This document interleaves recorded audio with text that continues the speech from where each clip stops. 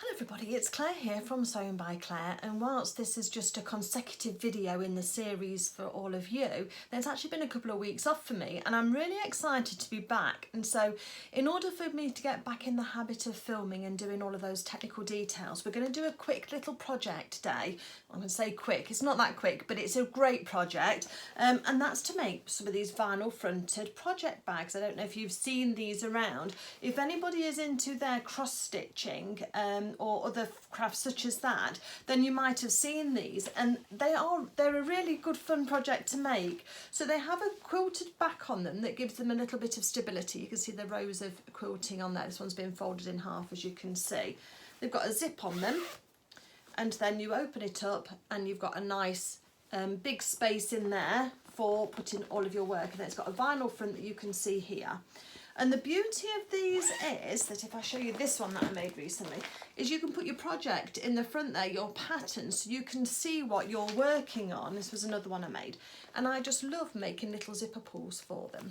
So I think they're a good way of being creative whilst having a go at a quilting project as well. Also helps you develop your skills with working with a zip, although it's not a traditional construction method for using a zip, but it works really well.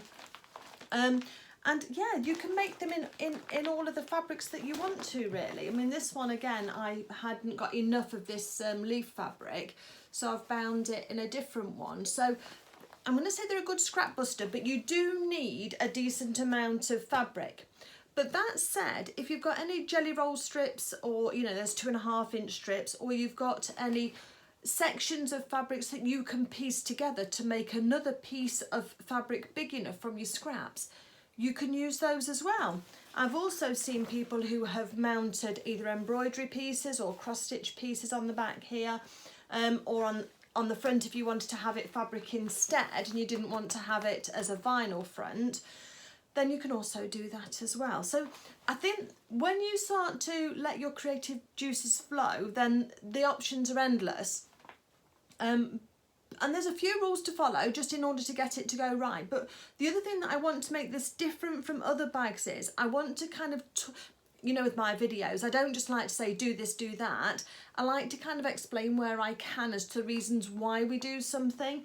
And so I've kind of posted this as being any size bag because I want to show you how you work out what size you need, or you want, not need, want. And then you can vary this to any size that you want. And I think rather than it be a prescriptive, oh, it's got to be that size, they can be any size you want because you're making them for yourself and they're bespoke. So they can be anything you want. So yeah, I'll get started. I mean, the other thing that I wanted just to say is that I quite often have, because I do a lot of dressmaking as well, and quilting, but I quite often have some old sort of ends of fabrics like this one where I've got sort of, it's had a piece cut out of it for a dress or for something. But then I've got about this much left, which isn't quite big enough for a garment, although it's twice, it's probably just over 1/2 metre there. But I like to make my project bags out of that because I've got a dress in this fabric. My husband had a jacket in that colour, but then had the lining in this. So yeah, you can use anything really. And you just need enough in order to be able to have this sort of solid background. But again, you can piece that, as I've said, so you don't need to worry. I'm going to make mine in one piece because that then is easier for you to follow for a video. All you need to know is that if you're making your scraps together, just sew enough together that when you've pressed it and then cut it out, you've got enough to do that one piece for the backing panel, because that's the biggest size that you need.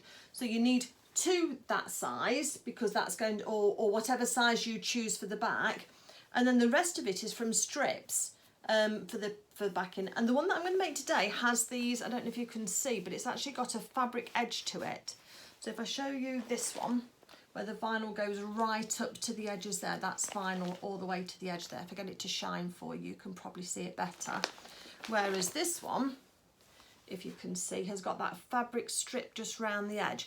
And whilst I haven't had any of these burst on me through the vinyl, I just think that if the pressure on the vinyl is off by having this strip around the edge, then that's the one that I'm going to do.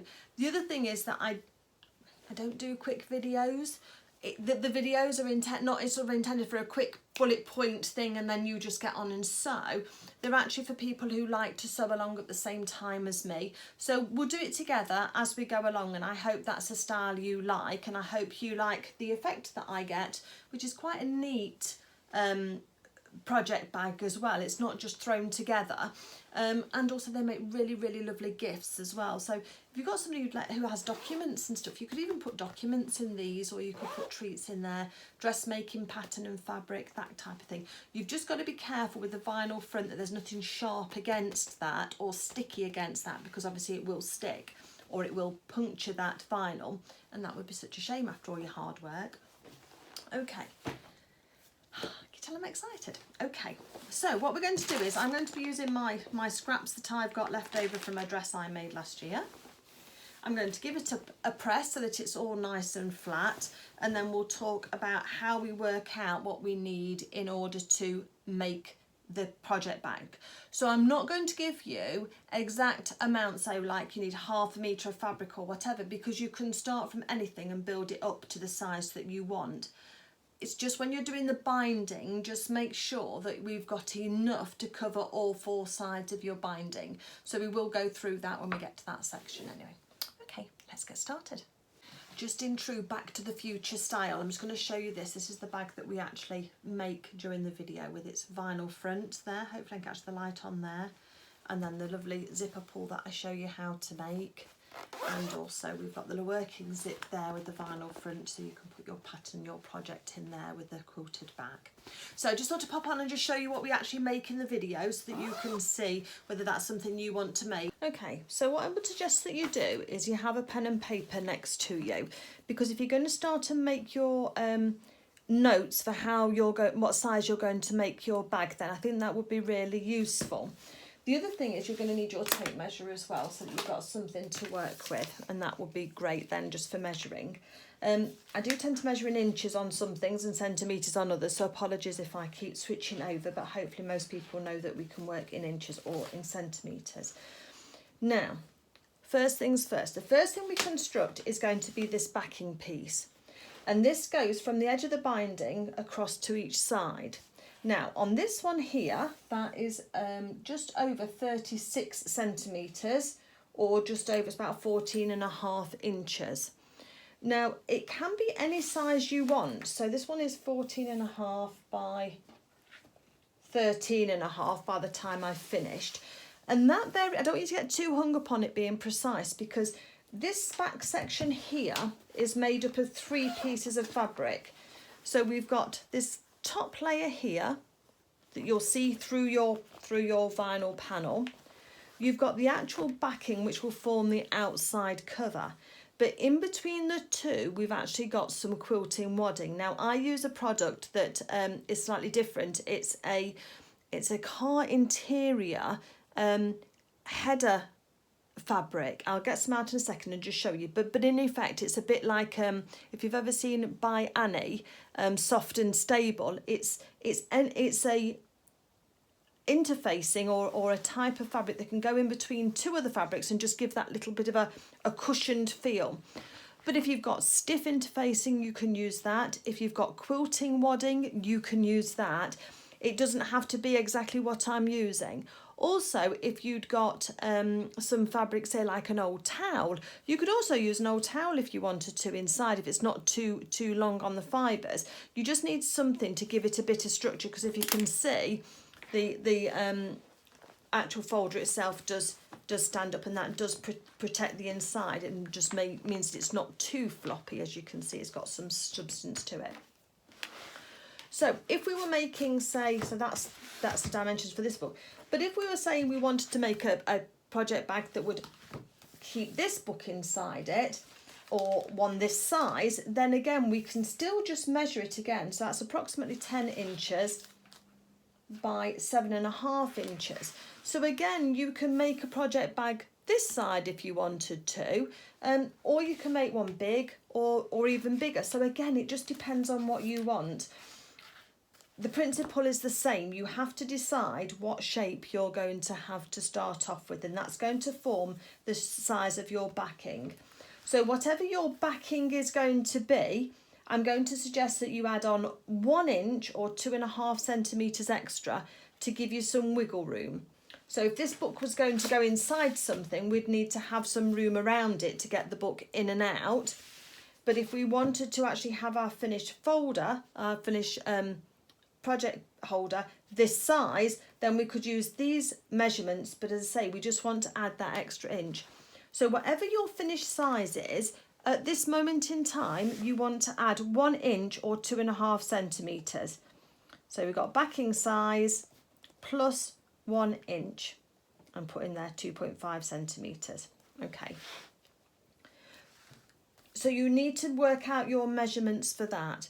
Once you've got that, we're going to cut out 2 pieces of fabric that size. So your backing size plus 1 inch or plus the 2.5 centimetres. 2 pieces of fabric that size, and your wadding or your batting is going to need to be that same size as well. We're then going to layer those up into the 3 layers, so I'll show you how to do that, and then we'll start working. I am going to make mine this size because this is a great size for me and I like working with this size, but at each stage I'll tell you how we work out what we're going to need. Okay, so let's do that first then. So backing size, so if I do mine here, what was that one again? 13.5 by 14.5. So let me just write that down. 13.5 by 14.5. It doesn't matter at this stage unless you've got a directional print. So a directional print is, say if you've got faces on a fabric and you wanted everything going up the same way, you'd need to make sure that when you cut out your fabric, if it's not a square, if it's a rectangle, that all of your faces are going the same way on the front and on the back, and you don't want some going sideways. It might not bother you, but if it doesn't, that's fine. So because we're going to follow our same rules, so my backing size is 13.5 by 14.5, so I'm actually going to cut out at 14.5 and 15.5, and that will give us the 1/2 inch either side. Because the one thing is that when you're quilting, and we're going to sew these lines of stitching through our project bag, hopefully you can see those lines going through there in this pink thread. Sometimes the layers just shift slightly, and so if you cut it out precisely and then it shifts on you, you're going to be disappointed. Whereas if you've got a little bit of wiggle room there and then we cut it down to the size we finally want, then we'll be all fine. So let me pop that to one side and I'll get my fabric and we'll start cutting. So I've got my fabric here. I've got a nice big quilting ruler as well. These are absolutely fabulous and I use these for lots of my crafting needs. Actually, this one's for one that goes across the width of fabric. It's actually 24 inches long, so it's quite a big one. If you've not got this, then you can just use any straight edge that you need to, and that you usually use really, I suppose, for your quilting or for your sewing needs. It just depends what you've got to hand. The first thing we're going to start off doing is by measuring a straight line at the bottom here. So I'm going to use the lines on my ruler. And I want to, let me go down this way instead. I'm going to run out of room a little bit. And so we wanted it to be, I think I said 15.5, didn't I? 16.5. So I'm just running the edge of my ruler up against the selvage edge here so that I can get a nice straight edge along the bottom. And I'm just going to draw a line in. Let's say 15.5, didn't I? So I'm just going to use a pen at the moment. You can use chalk if you wish to, but I know that I'm going to be cutting this off and it's going to be hidden by the binding. But don't draw any fabric unless you're absolutely sure that you're going to be able to cut it off. And then I'm going to draw a line up here as well. So you can use pencil as well if you want to. So that's got our 15.5 to that line. And then I wanted 14.5, didn't I, for this line here. So again, following up from the selvage edge, I'm going to draw a line across the top. And I have got a directional print here. All of my flowers are going this way, north to south. So I need to make sure that I keep them the same way. Excuse my chair squeaking. And so I'm just going to move this ruler along that line that I drew at the bottom that was making sure that I was straight. Across to the bottom and then across to the top here. So I'm cutting out one square. If you've got a rotary cutter, then you can just cut straight away once you've got your lines on your fabric. But for those of you that haven't, then you'll just use your scissors and cut out your first square. So we need 2 squares the same size.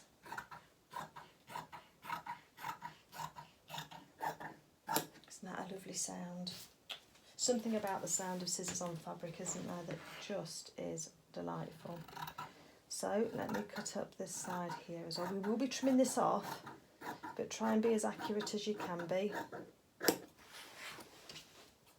And I have left the selvage edge on at the moment, but because this fabric has been pre-washed, but it won't be being washed once it's been made up into the project, so I don't need to worry too much.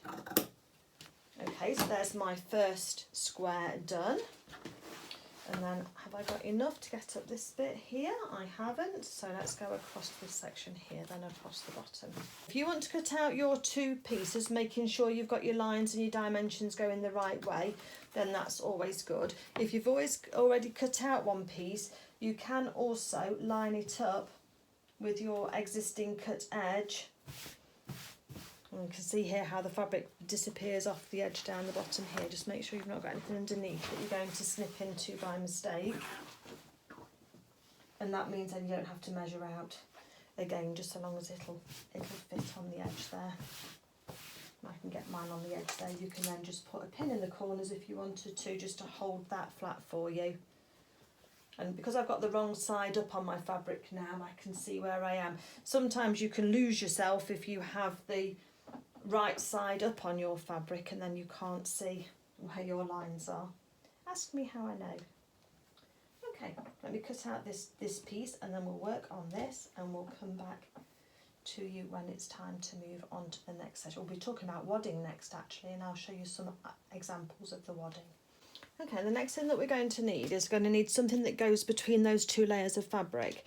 So just as an example, I've got some little offcuts here just to show you. So this one here is a fusible fleece. So on the back here it's bumpy like interfacing is, and you can iron that onto your fabric one side and then put the other fabric on the side. So that's nice for doing bags and just gives you a little bit of loft and a little bit of stiffness. You can also use, this is a wool wadding that you can use for quilting purposes, and you might, I mean this is just an offcut, obviously you buy this in the metre and that's just an offcut, but this type of thing as well is enough just to go inside, so it's not overly thick, but again this hasn't got any adhesion to it, it's not got any glue on the back of it, but again you just sandwich that between your 2 pieces of fabric as a sheet, and you can join this together if you need to, just with a little overstitch either by hand or a zigzag stitch on your machine, but the edges up together and you can make you know, a bigger piece that you can then cut from. So it's great for using for your scraps. And there's a cotton piece of interfacing wadding as well, so you can just see the difference with those as well. So there's lots of different things you can use. The thing that I really like for bag making is this. And this is the scrim foam that I was talking about. So if you look there, if you look above your head in a car, you'll sometimes feel a slightly padded covering on the top of a car, and it's called scrim foam, which is SCRIM, scrim foam. Has this felt backing to it generally. There's a particular type, and then it's got this polyestery nylon. It's really, really strong. That is not going to break at all. So it's really strong. So I use it for bag making. But also it really works really well for these little projects like these project bags that I'm doing. So this is what I've been using. I did order a 10-metre roll and I'm slowly getting through it.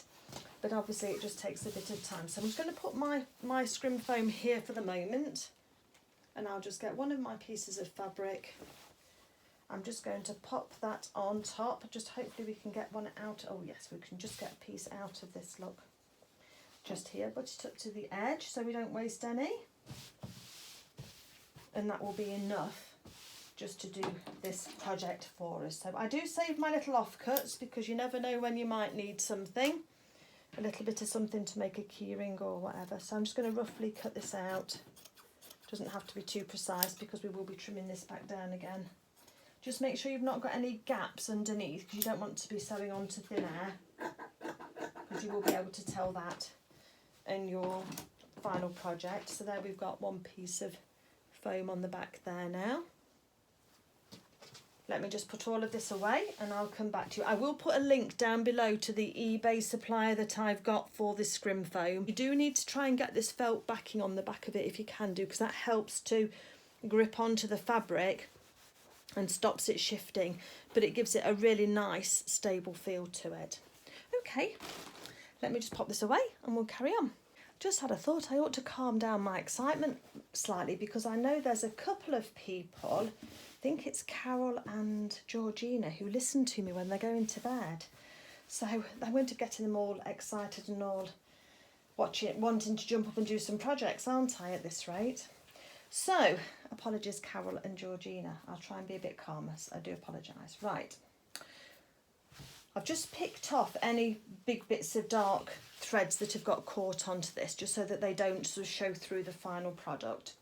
I'm now going to make sure that when I put my fabric on top here and line it up, and this felt side does tend to hold on to it really well. If you've got hold on to the fabric really well, that is. If you've got a product that's fusible, this is the point at which now you would now use your iron to melt that adhesive on and to get that onto one side of your fabric. So you have your right side up and you have your interfacing underneath onto the wrong side of your fabric. But what I'm going to do is, because mine's non-adhesive, I'm going to turn mine over now. That's holding on quite nicely and making sure that my pattern is going the same way, because all my flowers go up. Just going to put this second piece of fabric on here and just smooth it out. If you've got any spray adhesive, you can use that if you want to.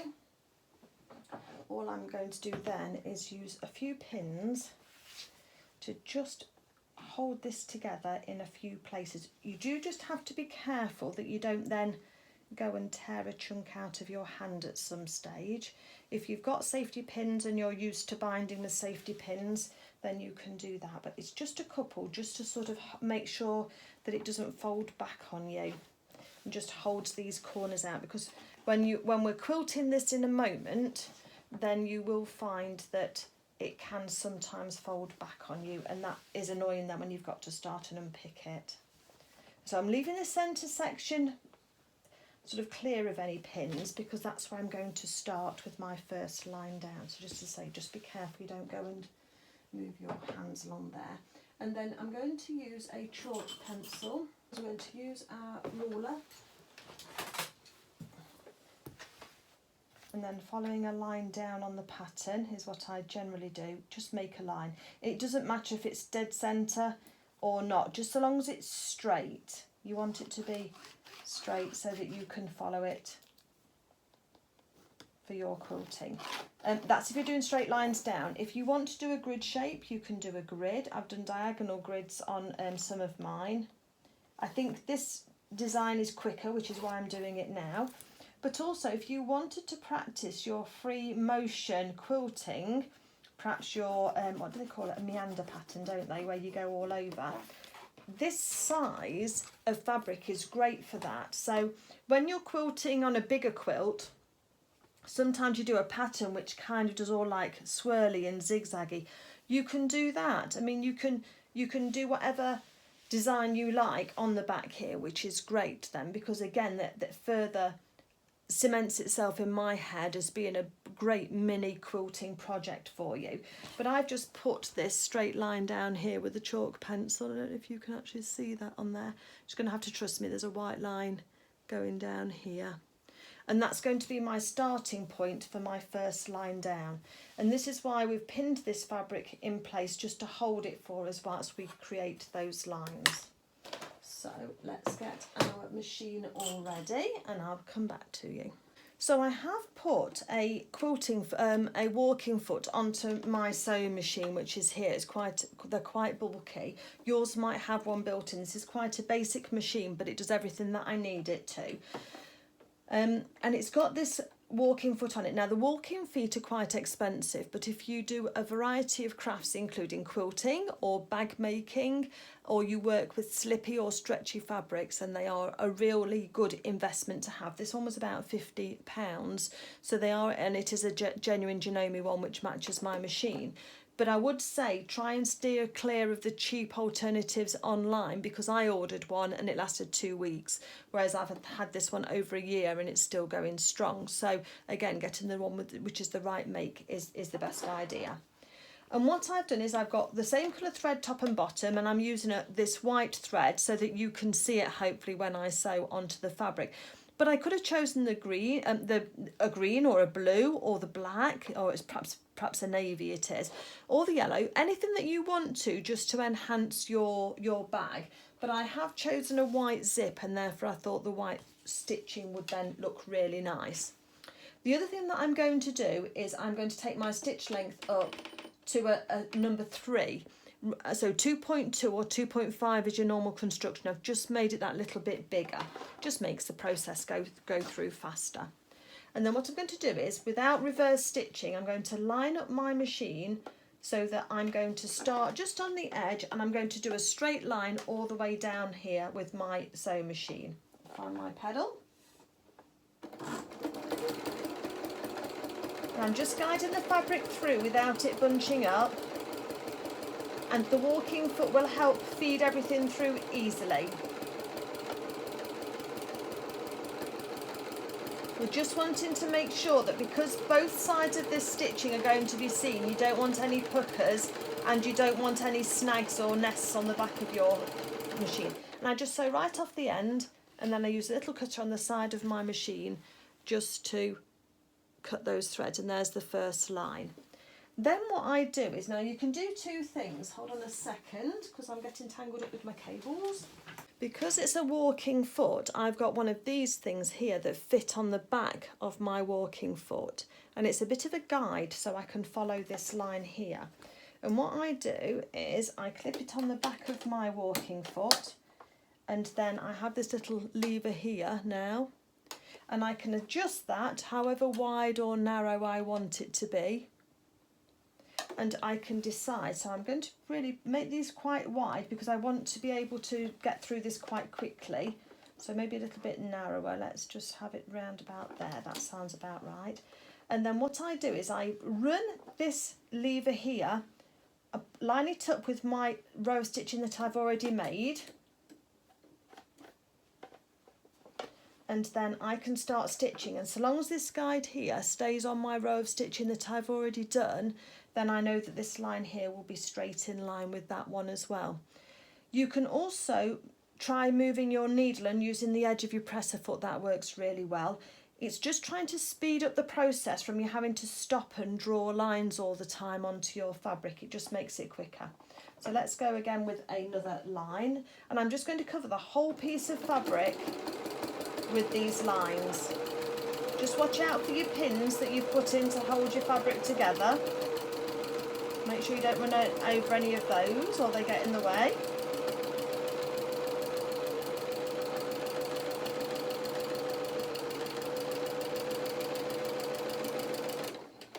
And there we go.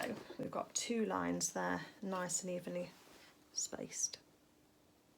So now I'm going to do the same thing again. I'm just going to move across, put that guide back on again, line it up with the edge of the fabric and the line. I'm not reversing again, don't forget. Needle in the work when I take out this pin, and then just carry on straight down. And we're just going to cover the whole of this piece of fabric in your chosen quilting design. I've got another pin there that needs to come out. Oops, doesn't want to come out. So I'm moving those as I go, and I'm going to cover this whole piece from edge to edge in my quilting choice of design.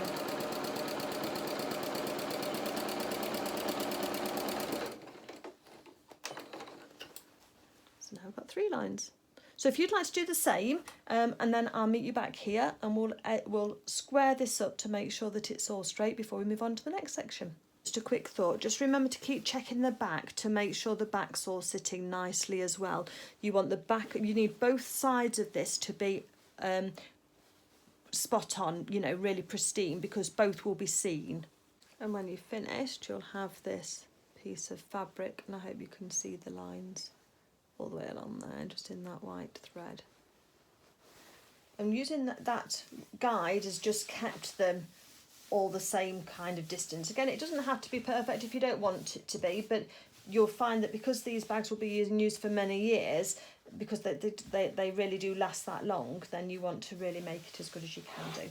Once you've got it to this stage here, we're now going to even up these edges and just make sure that everything is all nice and neat. So again, we're going to use the big ruler, and I have got a rotary cutter, but you can use a pen as well if you want to. I've got a rotary cutter, but you can use a pen if you want to. And we're just going to now use one of the lines that we had originally on the quilting ruler. I'm just going to make sure I'm on the fabric at all the points all the way along, making sure that's straight, and then I'm going to make a cut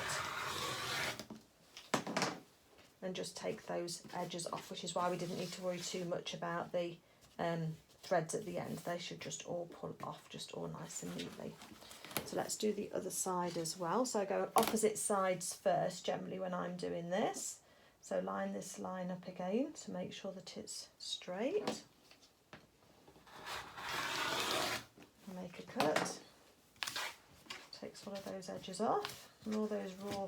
Surprising how it goes from looking for something quite scruffy and then all of a sudden it jumps into something that looks quite presentable once you take those off. And then what I do then is line up one of the lines on my ruler with one of the lines vertically to make sure that's straight, and then again I take out the edge, and that just makes it all sit all nice. And I don't worry too much about the measurements if it's not a precise measurement, because it's kind of a custom thing anyway, so it doesn't matter too much. It could be any size you wanted, as we discussed when we first started off with all of this. So next thing then that I do is just make sure that, because we're working with two sides, that both sides now have all got fabric to all four corners, and they have, so that's good. And then we're going to talk about the next stage then, which is going to be measuring for our zip placket. So if we go back to our original, you'll see that we've got two bands here, one above the zip and one below the zip. Don't worry about these at the moment, we'll talk about those in a minute. But we've got, so these two here. Now these can obviously be any depth that you want to.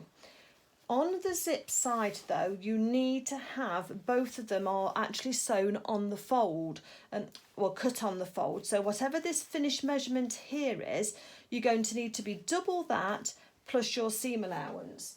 So on this example that I'm making here, if we call that the top band and this the bottom band, the top band wants to be just over 2 inches, about 2 1/4 inches, I should imagine, when I first sewed it. And then the bottom band is 2 1/2 inches. But what we need to remember is that this band here on the bottom has the vinyl inside it, and vinyl can be a little bit tricky to sew sometimes because our presser foot on our machine likes to get stuck on that and not move through as freely as fabric does. There's some friction with it.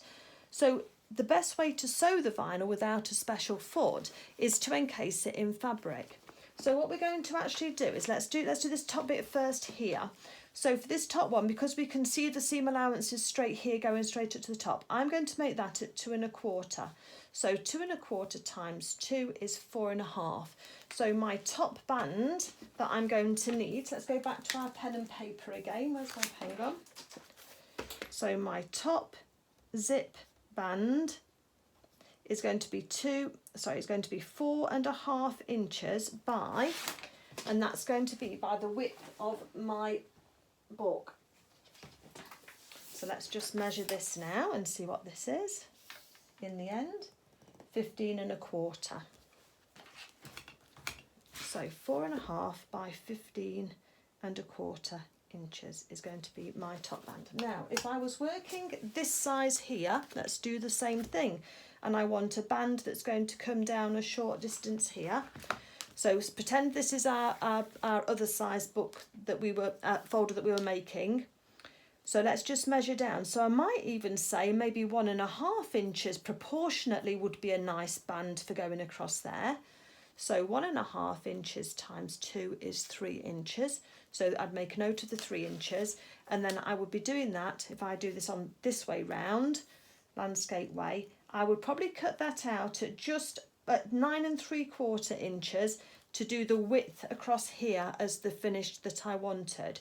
So what I'm saying is that you can vary the depth of these bands depending on the proportions, because if you had this much band here, which is, let's have a look, and of total is 5 inches of band on a smaller book, you're going to have such a small window for your vinyl, because if you look here, then 5 inches from that edge takes you to here. You're not going to have enough. So we've got to reduce the width of these bands to be proportionate to what we're sewing. So if I was sewing a smaller one, I would probably take that down to 1.5 inches for one, and maybe have 2.5 inches for the second, or even just do 1.5 again, just enough to hold on to it, because this is the area that gets the wear, because you're touching it and you're pulling it to get your patterns and your projects in. So you want that to be quite robust, whereas the vinyl, we just need to be able to see through to see our pattern. So that's what I'm saying. So you can choose the depth of these bands depending on how much you want to be seen as the vinyl through your window. So let's put these out of the way for a minute. Oh, should we just measure the bottom one first? Let's measure the bottom one first, and then we know what sizes we're cutting then, don't we? So my bottom one here was 2.5, so that's going to be 5. But I know I need seam allowance on this edge here that's going to be touching the vinyl. This one here is going to be the folded edge that goes onto the zip, so we don't need any seam allowance there, but I am going to add on 1/2 inch seam allowance. If I go from 2.5 to 3 and then double it, I want a 6 inch band. So my second band is going to be, so my bottom zip band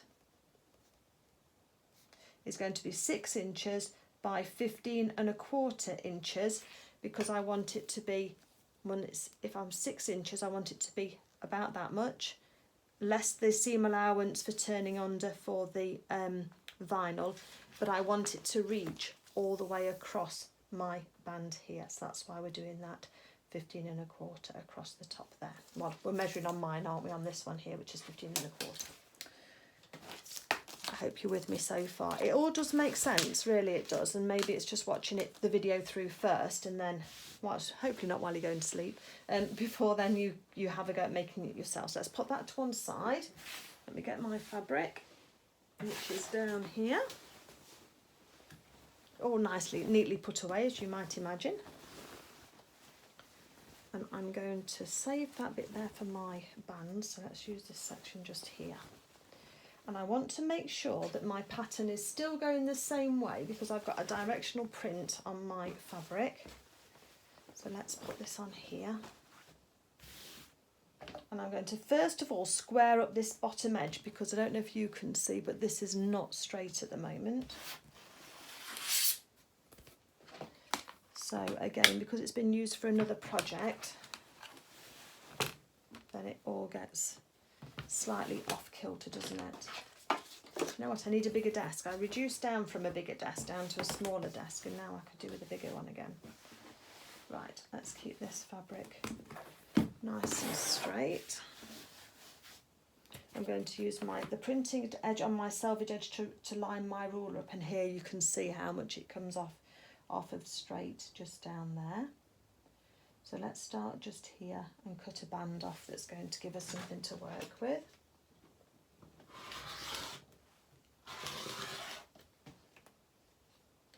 My very tricky, which could do with sharpening. But there we go. Okay. So the first one was 4.5 inches by 15.25. So let's get this measured on here. And where's my ruler marks that I want to use? Because this ruler does have some different measurements on it. So 4.5 is to there, and then I want it to be 15.25, 15.25 to the selvage edge. And I need to turn my fabric round because I don't want to be moving around on it.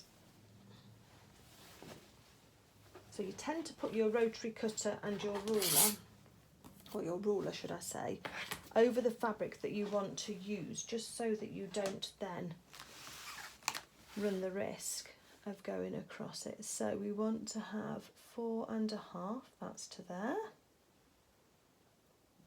And if you already know how to cut, then you can just go off and do your cutting. You don't need to listen to my deliberations.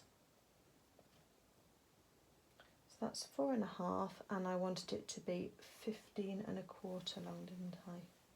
Next 2 pieces cut, fabric can go back to where it was. Everything else can go back to where it was. And we've got our 2 pieces here which are going to form either side of our zip. Now the one thing I do need to do, and a little bit of an extra for you here, is that my zip is not going to be quite long enough for my project bag. So I'm going to show you how I extend this zip, because I wanted to use a white zip and this is the longest one I've got. And it'll be long enough for me to get things in and out of my project bag, but it wouldn't be long enough for me to be able to have everything into the edges. So we're just going to extend that zip, and I'll just show you how I do that, just to make that easier for you if you find that you've got one that's just a little bit too short. So if we want to extend the zip, what we need to do first is work and see how wide our zip is. This is a 1 inch wide zip. So let's find a piece of scrap fabric. And I save my smaller scraps like this just for this type of purpose. And what we're going to do is find a piece of fabric, and I'm going to cut off a long strip that's 1 inch long using my rotary cutter and my ruler, because that's the quickest way of getting a nice long strip. So the next thing that I'm going to do now is fold this in half. How much extra do I need? Let's just have a little look and see how much extra we need. So if I put that up to the edge of the case, let's just measure at this end and we'll see how much we're short. So about 2.5 inches short in total. And I'm going to even that up about against both sides. So I'm actually going to cut this strip in half and do another strip as well, so that we can extend it at both sides. There's one set of strips. So let's use this piece as well. So I'm basically cutting a strip of fabric that is going to be slightly wider than my zip. So I'm doing 1.5 inches, whereas my zip's 1 inch. And then when I've done that, I'm just going to cut it in half through the middle. So you can see I've got this like chisel edge. I'm not interested in that bit. I'm interested in this straight edge here. Because what we're going to do then is, if we go to pin, is I'm going to look for where the moulded bottom of the zip is. So normally there's a bit on the end there that's quite hard. And if you hit that with your machine, you're going to break your needle. So we need to be sewing just beyond that. So if I put my piece of fabric across the edge there, and I'm having right side down onto my zip on both sides, because this will help keep the raw edges covered, and then one the other side, so I'm making a zip sandwich. And we're going to just put a pin through just to hold that in place just whilst we sew this together. And I'm going to keep an eye on where the bottom of that moulded zip is, because I want to make sure that I don't sew through that section. I want to sew really where on top of that pin, so that when I fold these 2 edges back here like that, we get a nice edge to the bottom of the zip. Okay, the zip's whiting out a little bit, so I'm working with the top of the zip. There's the zipper pull. And I've put both pieces of fabric, the right side down on both sides, touching the zip, so that the wrong sides are up. I'm going to do exactly the same with the other side, but I'll do the other side in a second, because we do something a little bit different just to hold that together first. So straps away, tape measure away. I don't need my walking foot on, but I've got it on at the moment. I just used just an ordinary construction stitch. Just make sure that your fabric's sort of level with the edge of your zip. And then you're just going to take a row of stitches just across here. Take out the pin, make sure you're missing that bit there. If you hear a clunk, then you know you've not missed it. It might break your needle. So one row of stitches just on the bottom here, look.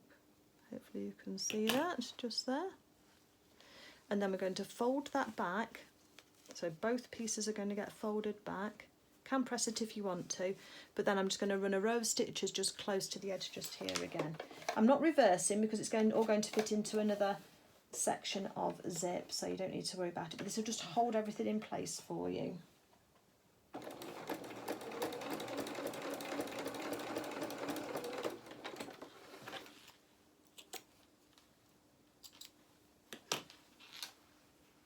Just nice and neat on the end here.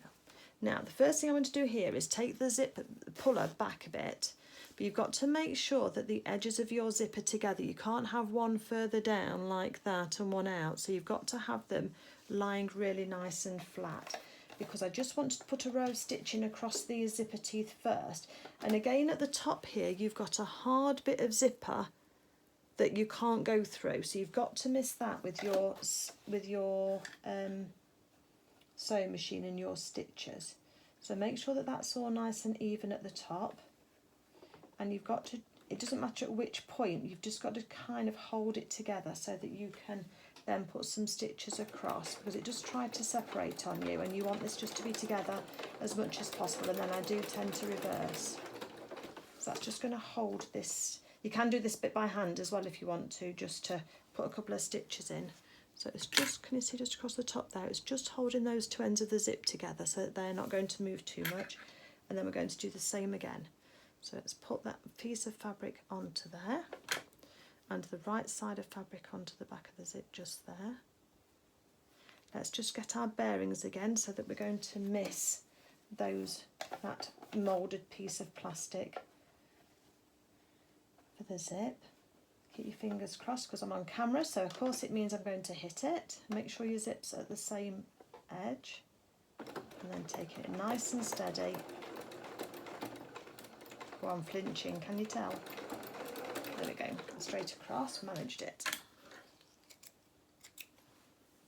So those there stitches straight across the top. And if you look, you've got to have the bulk of your fabric coming down. Don't be tempted to have it the other way, because we're going to fold it back. Oh yeah, I just missed it. And then that's going to give us that nice edge at the top there. And now I'm going to just run a row of stitches just across the top of there, just to hold that out of the way again.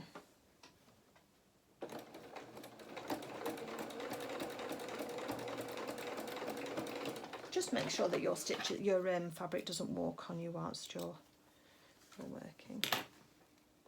And so now, when we go back to our zipper tabs that we're going to be using, we can see that we've extended our zip now. If I put that the other way up so you can see, hopefully the green against the other, you can see now that we've got this extra bit of fabric on either edge, and that's just going to extend it so it reaches the edge of our tab. Okay, so the next thing we're going to do then is I'm going to take a little bit off the end of these, just because I know they're too long at the moment, but I'm not going to trim them actually fully down until we've finished doing what we're doing with our bands, because we can do that at some stage.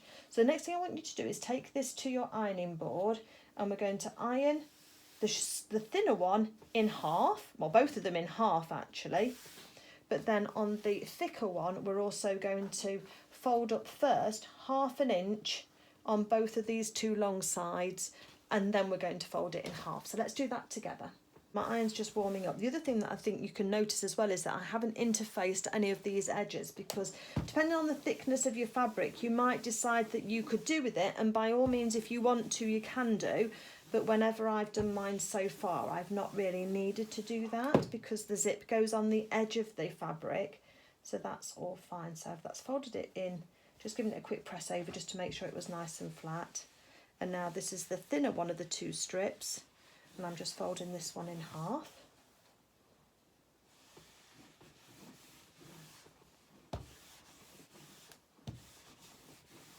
that's all nice there. Put that to one side. And then on this other one here, I'm going to use my trick of pinning into my cutting mat, because that works really well. And we're doing 1/2 inch seam on here. So let's fold that up 1/2 inch. Just measure it with my seam gauge. A little bit less. A little bit more. Isn't that always the case? And then I just put a pin in. And that will then just hold that in place without me burning my fingers, just for the time being. So again, let's go all the way along here. Pins in there, and then I can just iron this in place in between the pins, just to give us a starting point. Pins come out, and you can also pin into an ordinary ironing board as well if you've got a fabric cover to it. It's about 1/2 inch there. Once you get so far, you can kind of eyeball it to the end there.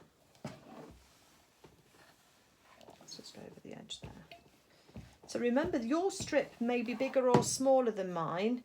It just depends on what size project bag you are making. And then let's just measure this side again, 1/2 inch. Okay, once we've got those edges pressed in, so both edges have got the 1/2 inch seam allowance on the long sides, and then I'm going to fold this over so that it's exactly even. You want those 2 folded edges that you've just made with that seam allowance to be exactly on top of each other, because when we insert the vinyl, you're going to see an edge if you're not careful otherwise, and that just looks a little bit messier.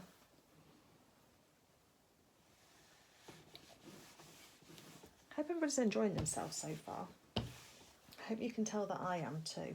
Just a really lovely way of using up scraps of fabric, and because you can piece these all together, they really can be as big or as little as you want. Okay, so here's our zip band. There's the top one. So keep an eye on which is your folded edge. So there's my folded edge here, and my raw edges are here. And we're going to take our zip. Now, depending on whether you're left or right-handed, again, this is the best thing about making a bespoke bag, isn't it? I have my zip towards my left hand, because that's the way that I prefer to open mine, but it's up to you. Now, the other thing that I need to do is just trim off this fabric edge so that it's flush with my zipper tape. Can you see it's slightly proud at the moment? So I just need to take that down that way, and on the other side as well, just to make sure that gives me a nice edge to be working to. Just do this side whilst we're here so I don't forget. This one side. So these are now exactly 1 inch wide, the same exact width as the tape on the zip. And then what I want to do is, now let's have a look at our pattern. So let's see, because one way will be the right pattern way and one way will be the wrong pattern way. So that's right, so it needs to be that way, because I've got a directional print. So what I'm going to do now is fold my actual zip itself. So put the 2 edges of the zip together, and then I'm going to find out where the middle of my zip is and just put a pin in there just to mark that. And I'm going to fold the half of my button band, my zip band in half, because I also want to know where the half of that is. And put a pin in. So this is just going to make everything just look lopsided. Okay, so there's my band. Which way round did I have it? No, that's upside down, so I'm having it that way. Okay, so we're now going to take our button band, and we're going to put the folded edge, not the raw edges, the folded edge, we're going to butt it up. I'm going to try and turn it over then, but we don't want to turn it over, so that the pin for the both halfway points are on top of each other. I want to leave a little bit of a gap so that I can see a little bit of the zip band as well. So let me just pin this in place, because I kind of need to move my ironing board to the way so I can pin onto my cutting mat. So you're trying to make sure that your zip band is nice and even all the way along your band. show you in a second. So it's just the folded edge, it's just lying on the top. So it's as I say, it's not a standard construction way of putting a zip in. This isn't, because normally we'd enclose it, but for this method of doing these bags, it works really well.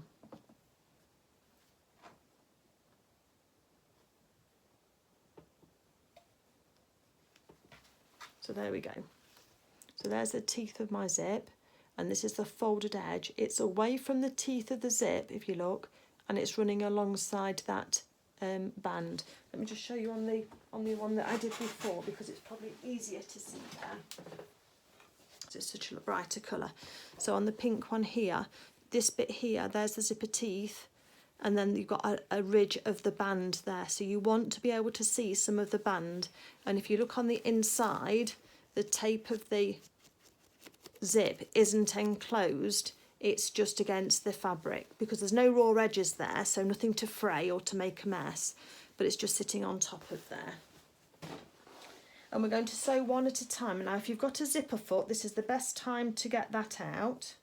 Just make sure that both pieces, if you have to extend your zipper tape, that both pieces are lying flat and in the right direction.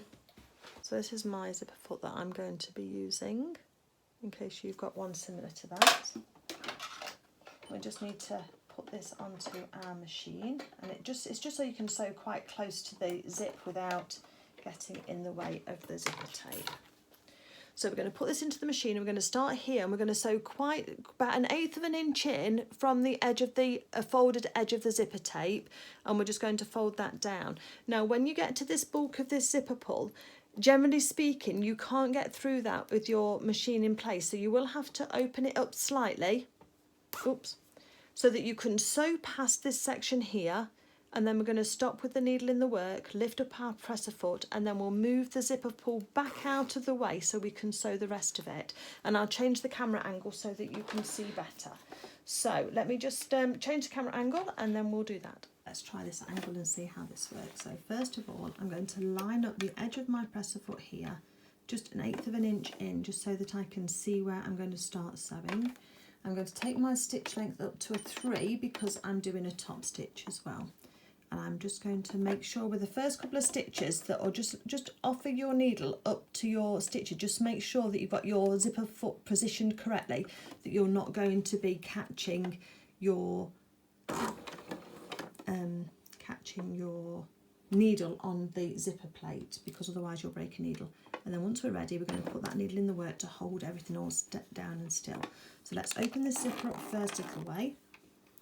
I'm going to take a few stitches forward. I haven't reversed, but that's okay. And we're trying to keep everything as straight as you can, and we're trying not to get any puckers in it if we can. And I think one was about to form there. I think we've just got away with it. And you're just trying to keep the fabric away from the zips from your teeth, because you don't want to be having your zip so close, fabric so close to the teeth on your zip, that when you open and close your project bag, that your fabric gets caught in the way. If you've got an awl, which is one of these pointy tools here, and that's really useful as well when your fabric is moving and you just want to keep everything together. So we're coming up to the zipper pull now. So let's put our needle in our work. You can use the hand crank if you need to. We're going to then lift up the presser foot. We're then going to move this zipper pull out of the way, and don't forget you'll have a double lift on your zipper on your foot as well, not on your zipper foot, on your actual presser foot. And then you can put your presser foot back down again, and you're going to start stitching again. I can see my fabric's bunching up slightly as it's sort of catching. Just try and keep it as straight as you can, because that all goes towards the final finish. So slower is better on these at this stage. You can see I've got quite a bunch just up here, so I'm just going to ease that down as we go through. It's just where the fabric and the tape just wants to pull. As I say, this awl can just help hold everything nicely in place. This is sewing in real time as well, so you can see how fast I go as well, and take it nice and steady.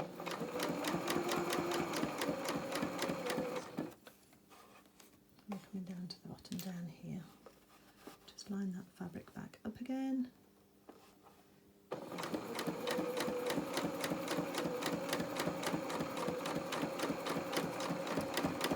going to go right onto the end of the zipper pull as before and take it right off the edge and break our threads. And we can just see, hopefully you can see that line of stitching there, and you can just check your zip, just make sure you can open and close your zip nicely without it getting in the way.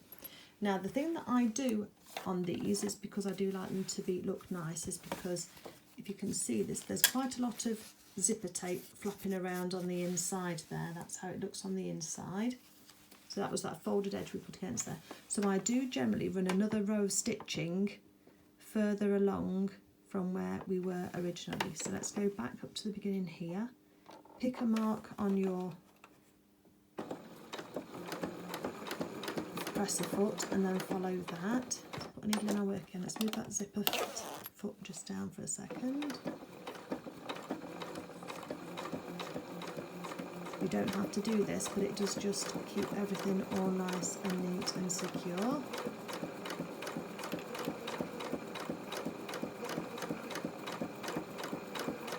I hope it's going to be finally neater than it feels it is at the moment. So what I meant by that double lift is, if you see where the presser foot is now, that's when I'm sewing. If you then lift it to the first point and take your fingers away, you can see where that zipper that foot is. But then if I put my finger on the zipper, on the presser foot at the back, on the lever, I can then lift it an extra amount, and yours might be the same as well. And when you're trying to get your zipper pull back, sometimes that extra room is all you need to be able to get it through. So let me just go to the end of here again, try and keep my stitching as neat as possible. Always difficult when you're in camera.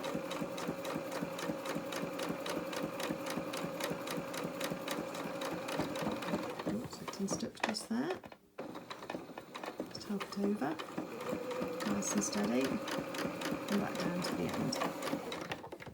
Leave it out to the work and break the thread. So we've got that double row of stitching just along the top there.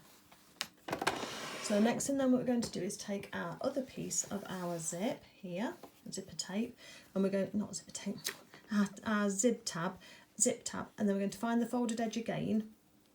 And this time we want to do the same thing. So let's just have a look at the direction of the fabric. So that's the fabric going up. So I want that one, I think, going up on mine. That's the top, that's the bottom. So what I'm going to do now is line up where the bottom of the zipper tape is on this side here. Look where the edges are. So we've got about the same amount of overhang. And I want that then to match, oops, you can't see because you're not on camera, is match up so that the same amount of tape as before is showing. I want to go just back a little bit more.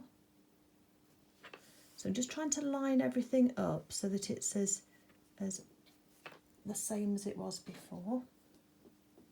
Let's just put a pin in just to hold it for now, and then we can adjust it slightly later.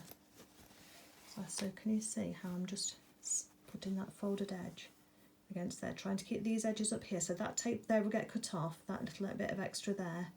So I'm happy with that. So while I've got that in my hand, I need to be sewing it from the other direction. So let's have the point, just slid, let's have the point of that on that edge there.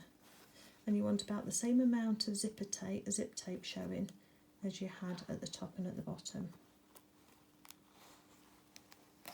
That will do. I've got a camera in the way, that's why I can't see what I'm doing so well.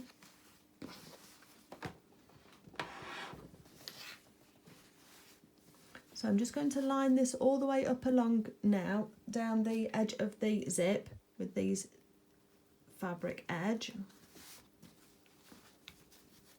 Just pulling my zip back into shape. It looks like it's stretched out slightly, but it should all pull back into shape properly.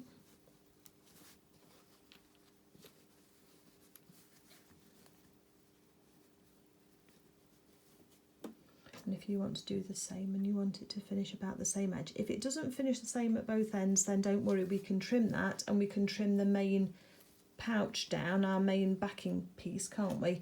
down to make it the same sort of length, but if possible you want to lose as little as you can really from the overall size, because you've chosen your size already and we want to try and keep that intact if we can do. So let's have a little look and see how that's looking. So I can see I've got a little step just there, look, that I'll need to even up, but I can do that. And then that one at the end there is the same length, so I'm happy with that. Okay, so I'm going to take this to the machine. I'm going to do exactly the same as before, line it up, stitch it down, and then I'm going to do the 2 rows of stitching again on that section as well. So if you want to do exactly the same, and I'll meet you back here. Okay, so when you've finished, this is what we've got. We've got our zip that likes to move along our tape there nicely. So that opens and closes nicely. I'm just going to take off these extra little bits on the end here because they just bother me, just so that they're nice and flush.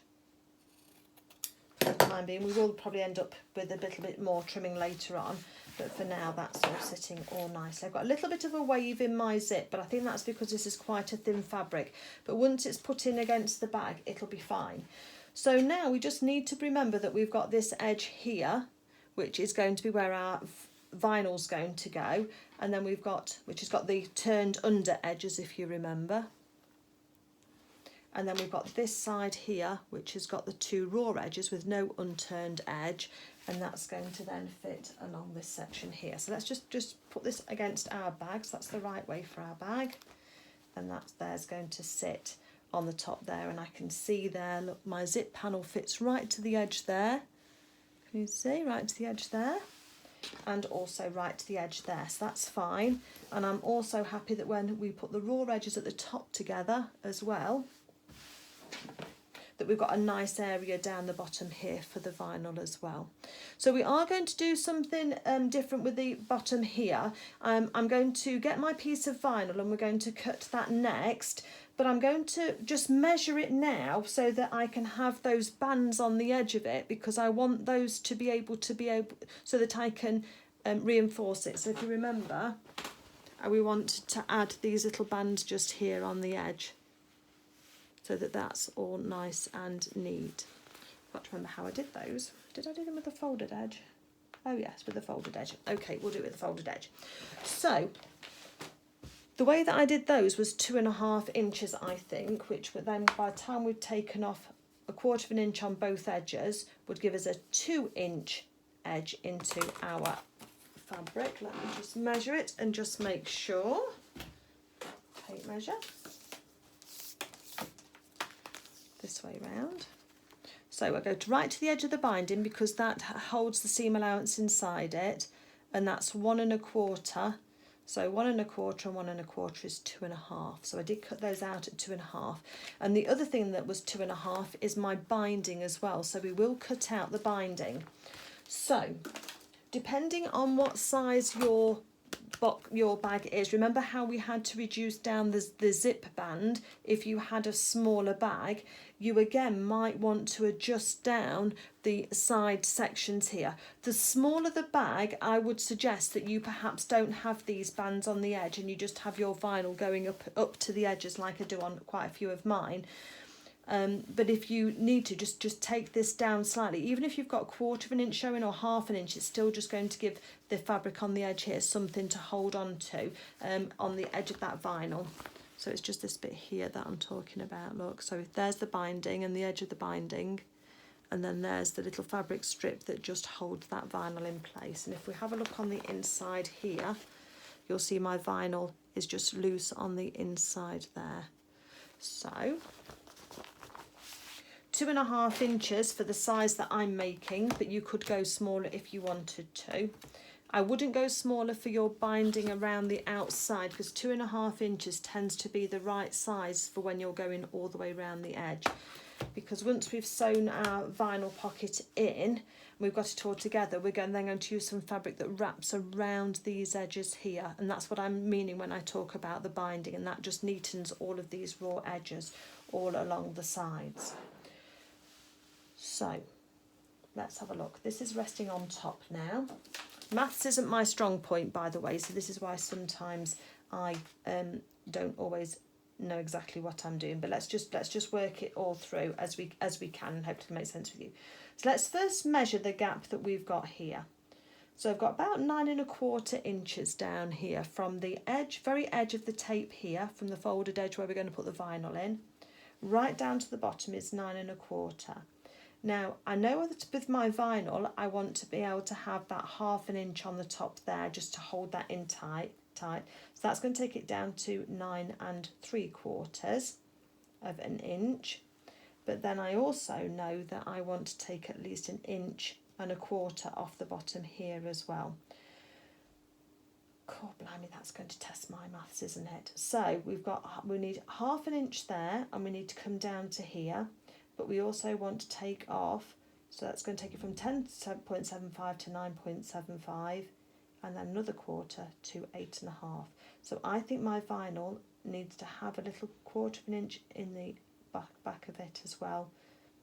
I'm probably going to cut my vinyl out at, let me just go and scratch my head, hold on a second. So I've just measured it, and it's just about trying, I can't work it out in maths when everybody's watching me. I know you're not here with me, but it feels like I can feel everybody watching me. And because you can make these bags to any size, it's just about understanding the process. So what I did was I took my awl and I measured up the 1.25 that I know I want my binding to finish at, and I just kept my awl just in there for a second, and I've dropped my tape measure now, hold on 1 second. Okay, so that's at the 1.25 inch mark, and I know that I need 1/2 inch of seam allowance, so I'm going to come back down 1/2 inch, and I know I need 1/2 inch seam allowance at the top there, so I'm going to put the tape measure at the top up here with 1/2 inch there, and then coming down to 1/2 inch here, and I want my vinyl piece to be cut out at 9 inches. So that's the way that I worked it out. I hope that will make sense to you. Again, when I was doing this section here, I've measured in my 1.25, which is half of my binding amount, and I've got my awl just kept in there. And then I'm going to go back 1/2 inch, which is where I want to start my, so that I can tuck it under, so we've got seam allowance on there. So let's start my tape measure there and go all the way across to the end. So I'm at 14.5, so let's go back in 1.25 from here, takes it to there, and then add back out the 1/2 inch, takes it to 13.5. So I'm actually going to do 9.5 by 13.75 is what I've said, in order to make sure, and if I need to cut that edge down then I will do. So that's going to be my vinyl. I then need to cut my strips. So I know I need 1/2 inch going up there as well. So I'm going to cut strips out at 10 inch for the bottom. So I need 2 times 10 inch, 2.5 inches. And then one for going across the bottom here. And I'm going to go all the way across the bottom. So that's 15.5, and that's by 2.5. One is at 15.5 inches by 2.5 inches. And then if we're wanting to do the binding while we're cutting at the same time, though that's the next stage, we're going to need 2 edges that are going to be 15. So again, 15.5 up to 31, that's the 2 edges. And then I want to have another edge down to there, and another one coming up to here. So that's 60 inches I need, but I'm going to do a bit more as well, because we need to turn the corners on here. So I'm probably going to do 70 inches of binding. I know 10 inches seems like quite a lot, but I just don't want to lose out and to miss out. So I'm going to do 70 inches of binding. So again, if we were working on this smaller one, your binding's going to go around all of your 4 areas, okay? So you're going to need to have 2 strips this way, so that's 1, 2, and you're going to need 2 strips that way, 1 and 2, so that would take me up to 35 inches of binding, and then I'd probably add it up to 41 or 42 inches, just so that I've got plenty to turn those corners and to join it at the end. So it's a good way of making sure that you've got enough. So hopefully that'll show you how to do the binding. So let me go off and cut my binding. I'm just going to cut strips. I'm not going to cut it on the bias. I'm going to cut it straight of grain because we're working with the straight of grain all the way around this project bag. So that'll be fine. So I'll cut those strips first, and then I'll come back to you to cut the vinyl and talk to you about the vinyl so that you can see how I do that once we get to that section. So once you've got your binding strips, or your binding strips and your vinyl strips, just press those, and then just press those in half again, so you've got that folded edge that we want to give us that neat edge. So that's one bit done, and we're just going to work with this bits of vinyl fabric first. So the two side bits and the bottom bit as well. That's what we're working with. Make sure they're nice and straight. So that's those 3 strips ready. So that's 2 sides and the bottom for the vinyl strip. The binding will come on to later, and I've just got those strips just put to one side at the moment, but while we were cutting out at 2.5 inches, it made sense to do all of those together. Let me get the vinyl and we'll cut the vinyl. So this is the vinyl that I use. Hopefully you can see how kind of, it's a bit like a shower curtain. It's quite strong. It doesn't tear very easily. You can pull it and tear it if you needed to. This is actually, I believe, clear tablecloth cover.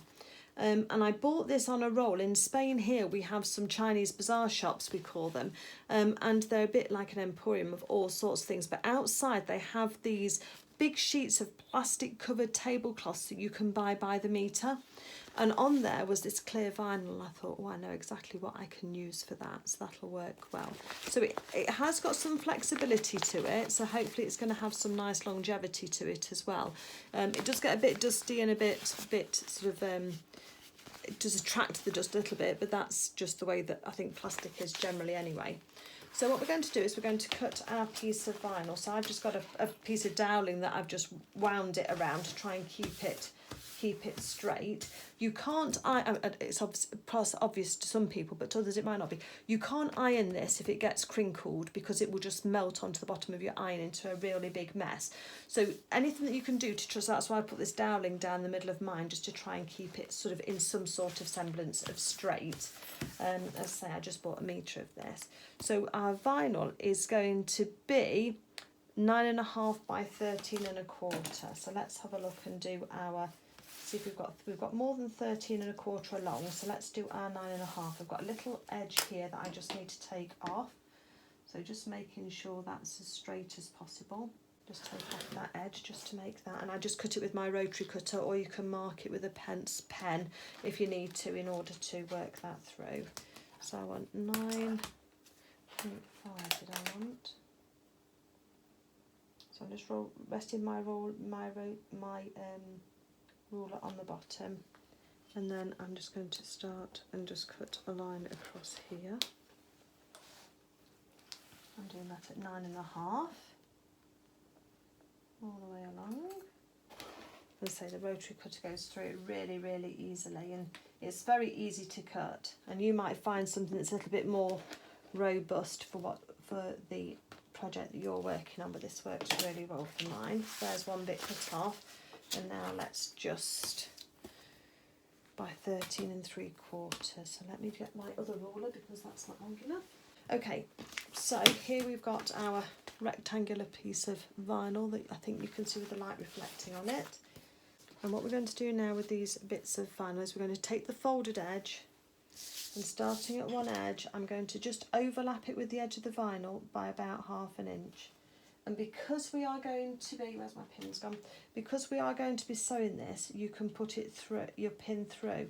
Now, just remember that when you're working with vinyl, anywhere you put a pin, you are going to have that line permanently. So you don't want to put a pin in the middle of here anywhere, because you are then going to see that. So I'm just pinning that, just holding it on the back. My strips are a little bit long, but I'm okay with that. So I'm just kind of pinning in line with where the line is going to be that I'm going to be stitching along. Okay, so the vinyl's overlapping on the back. I think you can just see that just there, look. but that's fine, that's how I want it to be. So on the front we're going to have this lovely folded edge there, just straight against the vinyl, but on the back here we've got the vinyl just flapping inside there. That doesn't bother me. Right, move things out the way. Let's take that presser foot off. We need just the ordinary presser foot. I've got my stitch length on 3.5 because again it's going to be top stitching, and we're just going to take it nice and steady because the vinyl sometimes likes to stick underneath the presser foot. And I'm going to move my needle across to the left hand side slightly as well, just so that I've just got a nice small edge on that seam. So needle in the work as you go down, take your pins out. Just try and keep it as straight as possible, and as you can see my machine's not having any problems at all because I've got my vinyl down against the presser feet and against the feed dogs, and I've got my fabric against the top of the presser foot, so I've not got any problems at all there.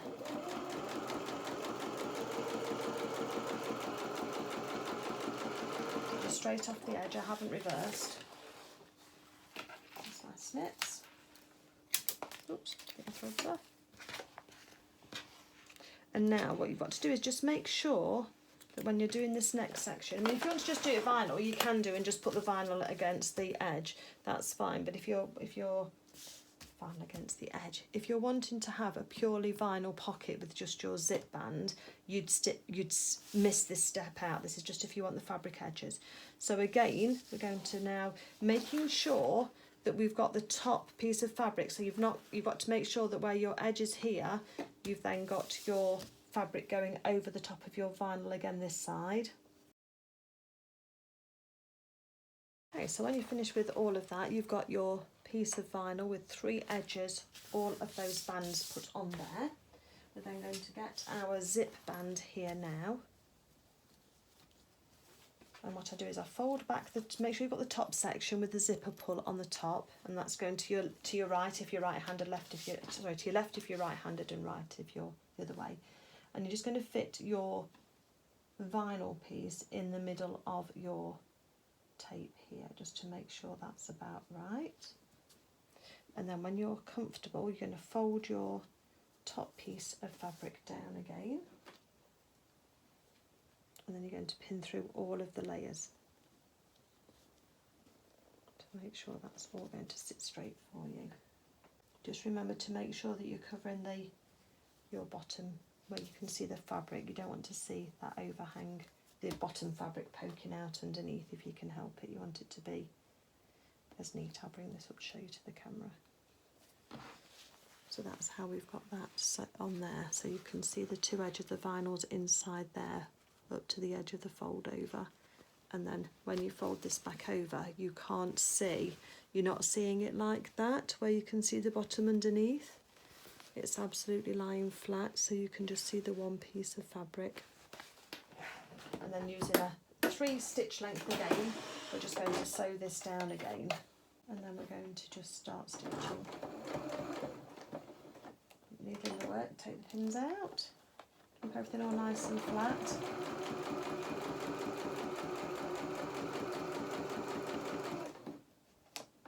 Just need to be aware of any drag there might be on the machine from the vinyl. Just go steady. Right, now there is a bit of variation I can see on the edges of mine, but we're going to square that up in a second, so I'm not going to worry too much. So let's make sure the pins are out of the way. So this is our front panel now. So we've now got the 2 pieces. We've got our back quilted panel and we've got our front panel. So let's get our fabric the right way up again. I think it's going that way. And let's put this over the top, and then hopefully almost, so slightly, I'm going to have to take some off the width of mine slightly because I'm slightly out. So I'm slightly too long and slightly not enough. So what I'm going to do is decide how much we need to take off each side, so probably about 1/4 inch off each side. And you may have to true yours up as well. If you look, I've got the vinyl is finishing here, the edges of my fabric from a vinyl, and there's a strip here that's just a little bit too wide. So before we go any further, it's about 1/4 inch just over on both sides. So let's just take that off first. Which is a nuisance, but it's just the way things go sometimes, so I'm not going to beat myself too much about it. We're sort of, when it's me and maths and trying to work things out, it doesn't always go to pot. As long as mine are there or thereabouts, I don't mind too much. And once you've got a formula that works for you, you're going to have a set number of measurements because you've been keeping those on your pad anyway. So you'll be able to just replicate exactly what you need to do.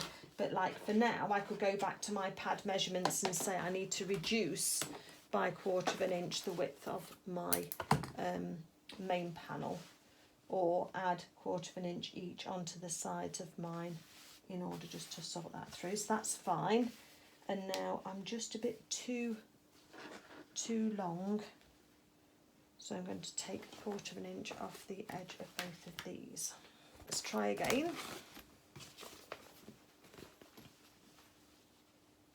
Might just be too short now. No, that's pretty good. That's pretty good. Just make sure your backing is the same size as your front without trying to keep going backwards and forwards and trim off all the time, because that's the other thing that you don't want to have to do. And then once you've got everything ready, we're just going to just trim off the edges here. Can you see I've got little steps just on the sides here where I've added the edges, and on the bottom of the there. And I'm just going to take those off to make sure that they're all nice and square too. So I've just finished just trimming all of mine off, make sure it's all alright. I've just put some pins around the corners just to hold it into place, just so that I can now work with the rest of it now, and I'm just going to run a row of stitching, just 1/8 inch in from the edge on a big stitch, a number 5 length stitch, just to tack it all together, just to hold it together, because that's useful for the next stage. So that would be what I would suggest you do next. Remember just to remove your pins as you're going round, and you're wanting to stay within that 1/4 inch seam allowance. That's why I suggest just doing a small amount all the way round. And that's just going to tack all of these edges together for you, so that when you're working with them, you can, when we're working with the binding, we can get that on straight away. Any puckers in your fabric, if you can help it. Mine's quite thin, so it's objecting slightly.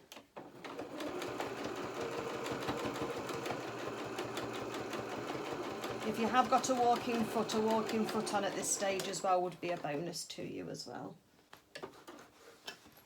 I've just got a little pucker just at that very last edge, but I'm not going to worry about that too much, because I think it'll get hidden in the binding. It's sometimes it's just with you going round so many corners and having so many layers, then it does just sometimes do that. Just have a little look, and if you need to just trim anything off now to smooth it out and straighten it up, then just do that too. I can see that's just a little bit proud. So you can see this is why you need a little bit extra, because you do end up, if you're not careful, just trimming and trimming all the time.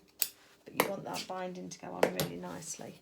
But as long as it's lying flat, and this one's lying flat, and I can see that it's all sitting nicely, so I'm quite happy with that. Okay, let's go on to our binding then, shall we? So with the binding, we've cut this into strips. I've got 2 very long strips. You might have several shorter strips. If I show you this one here, then I've got a join. Let me just have a feel. I've got a join just there. I've got another join just there. I've got another join just there. And another join along here. So on this one I used 4 or 5 different strips because I was working with scraps again. Then I cut out those strips and then I joined them together to make one long continuous piece. So you need that long continuous piece as long as you need it to cover the 4 sides plus that bit extra. So what I'm trying to say is, you know, depending on your pattern as well, nobody would see unless you feel it that there's joins in these different places on this one, but you just need to do what you need to do. If you do have to join your binding, then there's a special way of doing that. So if you take a strip and you have your right side facing up towards you, and then you take the strip you want to join it to, and you can have these as different fabrics as well, I've seen that before, and then you're going to make a cross with your fabric. So one's going east to west and one's going north to south. Just have them so they protrude slightly, and then you can put a little pin on either side if you need to, just to hold those in place. But you're just basically making a right angle cross. Can you see? So I've got a bit extra here and a bit extra here, because then with my pen and with my seam gauge, I'm going to go from this corner here. So if you look at the strips, you're matching the external corner to an external corner. You're not using an internal corner here. It's just these two on the outside. And then if you put your seam gauge diagonally across from where the intersection of that is, I'll show you in a second a bit closer up, to there, you want to draw a line. Let me show you there, look. So here's our two strips, right sides together. And I've put one exactly north to south and one east to west, so that you've got this right angle at this point just here. Just move that out of the way because you can't see otherwise, can you? So you've got this right angle just here, and then these are square here. And then from that corner there, where there's a junction there, down to this corner here, I've put a line, so it's a diagonal line. And it's on those two outside corners. It's not using the internal corner, it's on these two outside corners. And we're going to sew exactly on that line. But take your stitch length back down, make sure your needle position's in the right place for the centre, and take your stitch length down again to your 2.2, which is your construction stitch length. Don't need to reverse, but it's just sew one line all the way down that join.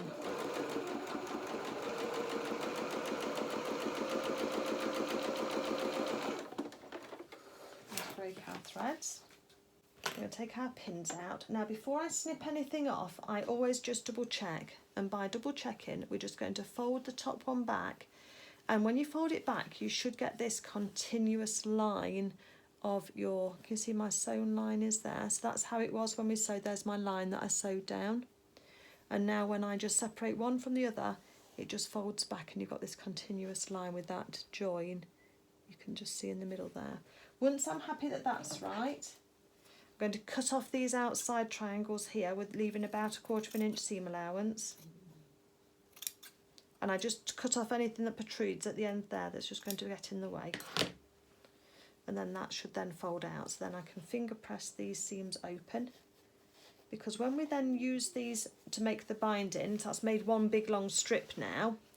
When you fold this to make your binding, you've not got all of your bulk in one place. That seam is half of it's across that side and half of it's there in like a triangle shape. If you joined it together so that you'd got, let's just say we were using these two ends here. If you just put your two ends together and sewed it, and then folded those ends back, when you try and sew through all of that together, you've got so many pieces of fabric at that one point that it just makes it really bulky. So this is the way that the quilters all join together. So it goes on the back like that. There's a seam allowance, as you can see. And what we're going to do now is just going to take this to the ironing board, and we're just going to press this so that it's wrong sides together all the way along. And that's going to give us a strip 1.25 inches wide, 1.25. So it's going to give us a strip like that, so we're having the right sides on the outside. Okay, perhaps we've gone off straight a little bit. Hold on a second. Come at it from the other side. There we go, that's better. Okay. Then we are going to find the bottom edge and to use your raw edges. So you want your folded edge in towards the centre of your quilt of your project. It's the same as adding a quilt, binding onto a quilt. So there's our folded edge, just in the middle there, and I'm going to have that in towards the middle. So all of the raw edges are together. And then I do use my binding clips. Where are they? These are really useful if you've got any of these at this stage, because we've got quite a few layers to go through. So these little binding clips. And we're going to start here. So we want to leave a section here in the middle that isn't sewn with quite a long flap, because we've got to join this together at the end. So we want to make sure that we've got, that's probably a little bit too long, but we want to make sure we've got a nice overlap, because the two ends have got to overlap by at least 2.5 inches when we get there. And we can only sort of start to put these bindings on to the edge, because we're going to have to turn these corners as we go round. So let me show you how we do those, because that there's another little bit to that as well. So let me get myself straight, let me get to the sewing machine, and then we'll sew these binding bits on. Okay, so let's start our machine. So I've got to leave the section in the middle empty, and I'm working on the bottom edge first. And you want to have your machine set up so that you've got a 1/4 inch seam allowance on the bottom of your quilt of the bottom of your bag. But it is a mini quilt, so it is the same. So we're going to start just here, and I'm going to I've got it on a 2.2 construction stitch, and I'm just going to do a couple of stitches forward and a couple of stitches back just to anchor that down and put my needle in the work, and then take out one of my binding clips. And I'm going to sew along to the edge until I get a 1/4 inch from the edge. And if you need to, you can always put a mark, you can always measure and put a mark. Just be aware that sometimes your fabric can kind of creep a little bit, so it might send that mark off, but that's what you're aiming for, is that 1/4 inch. So let's keep sewing along here now. When we get to the binding, let's take that off. And keep your raw edges together and try and keep your seam allowance correct. Once you get to that 1/4 inch, just reverse stitch, and then you're going to take your needle out of the work and you're going to take it out. Cut your threads. Keep everything all nice and neat. Let's cut our starting threads. So that's what we've got so far, just that section. And what will happen is that this binding here folds over and around to the back, and then it can get stitched onto the back here in the end, okay? Either by hand or by machine. By hand is my preference because it's neater, but you can stitch it by machine if you want to. So we've got that section there started, you see there. We've now got to turn a corner. So to turn a corner, what we do, oops, got the wrong strip here, is we're going to take our binding, and we stopped 1/4 inch from the edge, and we're going to take it up so that it's at a right angle to where the other binding was. Can you see? So I've taken the strip here that was at the side, and I'm just taking it up to the top here, and I want that when it's on a folded edge, I've got a nice neat corner here, and the edge of the binding is exactly on the corner of the quilt just here. Let me just show you, just like that. So I've taken that binding there, and I've just folded it up as if it's a continuation of this line, this side seam here. And I want the corner of the edge of there to be on the corner of the quilt, corner of the bag there on the point, and this line here to be straight up. Then what I'm going to do is then fold this band straight back down again so that it's level with the top of the bag there, the top of the level with the seam I'm sewing, and then I'm going to come in 1/4 inch, and I'm going to start sewing from that point all the way down. I know it's a bit fiddly and I know it's a bit strange, but let's just do it again. So we've sewn here, we've been sewing, we've stopped 1/4 inch from the end and cut our threads. I've then put it so that the seam I've just sewn, yeah, so I was like this along the bottom, and I've just turned it so that the seam across that I've just sewn was going diagonally across, straight across, east to west. The strip that goes over the edge, as you can see it coming over the edge here, we're now going to fold it up so that the edge, raw edge of whatever you're making just carries straight on up, okay? And you just finger press it, and you just want to make sure that this edge here is straight as well. So you don't want that edge over like that, like at an angle. You want it to be straight up, and you want the edge of this binding here to be straight on there. Once you've got that, just finger press it with your fingers, and it'll just help it just hold in place. Then you're going to fold this binding, holding it with your thumb there, all the way down so that it's now level with the folded edge, is now level with the top of your quilt just there. You're going to get 3 more goes at this, so don't worry, you're going to be experienced at the end. And then your binding is now going to run down with the raw edges against the raw edge of your project bag again. And you're going to start stitching 1/4 inch down, approximately. Doesn't have to be precise, but there or thereabouts is awesome. So hold it with your fingers, put it back in to do your seam allowance. Make sure your binding is running towards you along the raw edge of the bag, project bag that you're sewing, and then do a few stitches forward and a few stitches back, and that's just going to anchor that in, but don't go all the way back to the corner because you need that 1/4 inch away from the edge. Just put your needle in your work, just smooth everything down, take a big deep breath, congratulate yourself for going round one corner, and then we're going to start going again.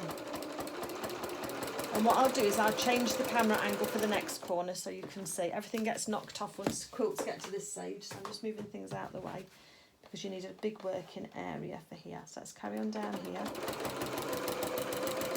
Okay, so let's carry on that same edge. I'm starting to pay attention to where my 1/4 inch is from the edge. So I can see the edge of my quilt just here, bag just here, and I'm just going to sort of eyeball where 1/4 inch is in from there and sew down until I get to that point, and then I'm just going to reverse at that point. Then let's take the needle up out of the work and take the threads off. Get that ready for our next bit of stitching. Okay, so then let's move this away. So then for now we're going to got our quilt here. There's our line we've just stitched, and there's the edge of the binding. I'm going to flip the binding up. My first reference point is this corner just here, and I want to make sure that the edge of the binding is right to that corner there, so that you've got a straight line down this side here. And then I want to make sure that there's a straight line here as well. That's not skew-if like that. Can you see how that would be too big an angle? We want it to be just straight up, then you can finger press it with your fingers like that. And then I'm going to take this long edge of binding and then fold it back down towards me again, and this time I'm looking for the top edge of that quilt, that project bag, that binding, and then I'm just going to fold it down. So you've got that little section there folded up underneath, can you see, out of the way, and then the binding should run down this corner again. So let's then put this back into the machine. Excuse me if I bang the camera because it's at a different quilt angle in front of me. And I'm going to start stitching 1/4 inch in from the edge. So let's line that up, do a few stitches forward and a few stitches back, and our needle in our work, just so we can get hands free, and then we can make sure we're straight. And then we're going to carry on now along the edge of this.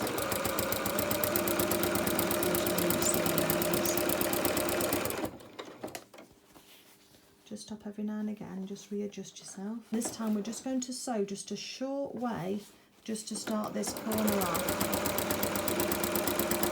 If you're getting out of the way, I'm just going to reverse now, just to anchor that in. And let's just take our threads off. Okay, so this is another interesting bit. Okay, so we've got round, we've sewn all of the corners round, but now we've got to do this section here at the bottom. Oops, get that bit of the binding out of the way, where this all folds over so that it makes it all nice and neat. And the way that we do that is we're going to find a point in the middle here. So I'm going to take a little bit of this binding off because there's a little bit too much there for my liking. So let's just take, and we've got the selvage edge there as well, so let's take it off to say there. So just cut that square. So just square with the edge. And then because we know our binding is 2.5 inches, we're going to put a little pen mark in the seam allowance where that crossover point is. So I can see where that join is there. So let's just put a little mark just there. We're going to get our seam gauge and we're going to measure 2.5 inches in, and we're going to put another little mark, just slightly under if you can, but just there. Whatever the width of your binding is the amount of overlap that you need. Okay, so if this was only 2 inches wide, I'd have a 2 inch overlap. If it was 3.5 inches wide, I'd have a 3.5 inch overlap. It's just as easy as that. And then just cut this section off square too. Put your binding out of the way, you don't need that now. That'll go into your scrap bin for another day. Okay, so we now need to join the binding together at the end. We've got that overlap of that same amount. Whatever the width of your binding is, that's the amount that you mark the overlap as being. So let's work with this right hand side first. We're going to lift that up. We're going to turn it onto itself so it's got a twist in the section just here. And then that section's pointing across. And then we're just going to take the left hand section and just open that out, and we're going to lay that on top. Now we can also just put a little clip on the bag here just to hold that together to give us some working space, which does tend to help. So let's go back, and here's our right one. So we have to put a twist into that one. and then this one here, so right side is up towards us, and then we've got the other one here. Put that on top. And then I'm going to put some pins in just to hold this together. Because the other thing that we can do is we can just test it first to make sure it's going to work as well. So we're now going to sew that across on those outside corners again, the same way as we joined the bias binding strips when we were starting. But if I just lay that down, I can see that when that's sewn, that's going to lie flat. And that diagonal is going to pull that line into place. So let's just put that clip back in again. So let's put the machine on, ready to go. Let's get our binding strips. Let's just fold our bag out of the way so that we can do it. This bit is a little bit fiddly, so you do just have to just be patient with yourself. Just make sure your edges are together. Find that corner where you're just going to start. Just lift it back so you can see, which is around about there. Put a few stitches in to start us off, needling the work, because then we're going to flatten this out and we're going to sew down to this bottom corner just here. Just try not to sew any, oops, making this look very complicated, aren't I? But it is easy. There is another easier way of doing it as well, which I will show you. But this is the correct way of joining binding for a quilt. So it's good to practice that. Just pull this round. Go straight for that corner. There we go. We can cut off our starting threads and our finishing threads.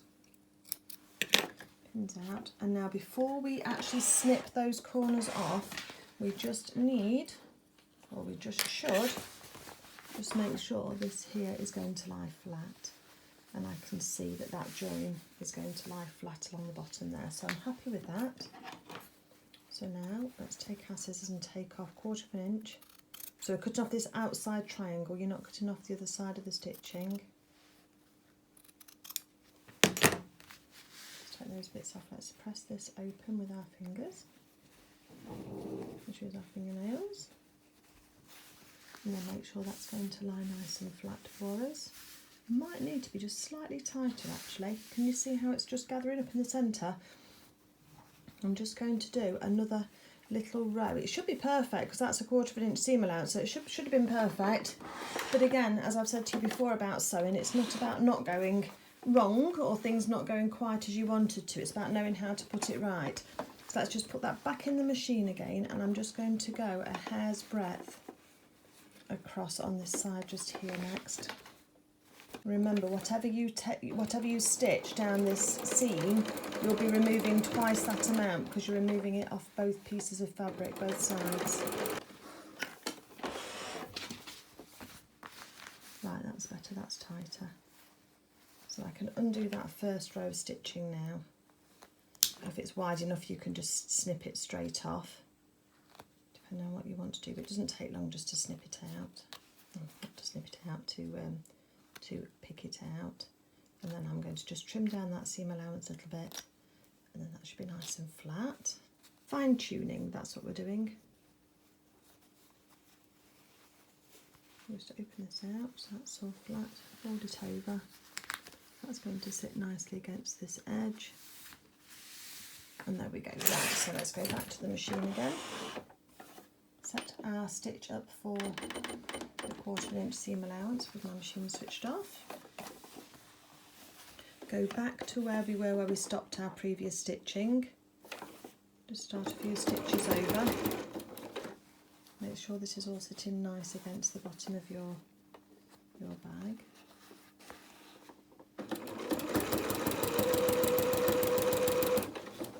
Just make sure you keep some pressure on it so that it's going to sit nicely for you. And you're trying to join it without any.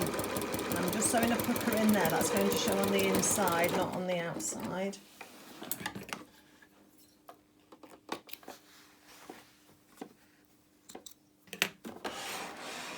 Again, all the ones I've made so far have all been perfect. And then of course, as soon as I start to do it on camera, then they're not.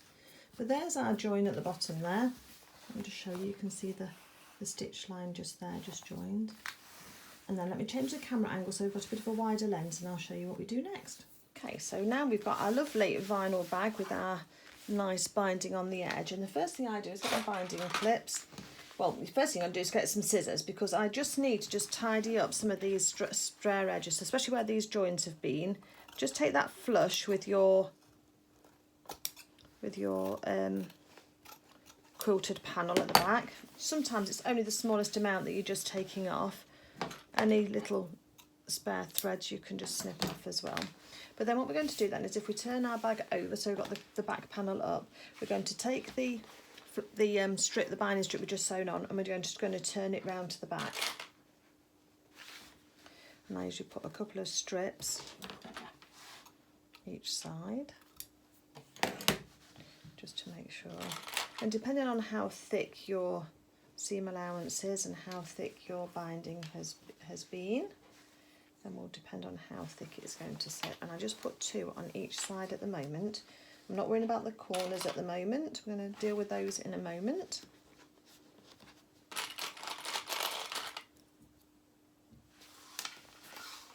And I do tend to hand sew the back of mine as well, but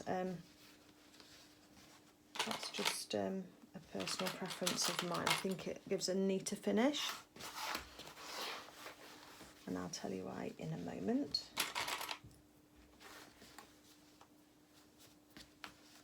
Oops, lost my little threads.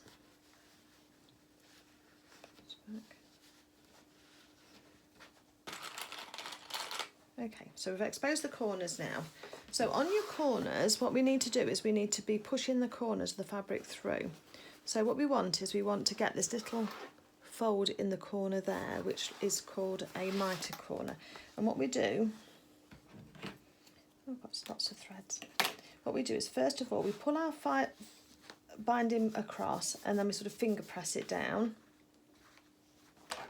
These can all get tucked in. And then the other side is then going to get folded across. And what you get is, if you're nice and neat with it, can take a little bit of practice. Put a pin rather than a binding clip, and you'll probably be able to see a bit better. You get a little folded edge on the corner here, nice and neat. And then on the back, you get a little folded edge as well, just there, just nice and neat. Apart from where you've got a thread hanging out like I have. So let's do that again. So all that we do is trim off any loose threads you've got, so they can't poke out on you and be a nuisance.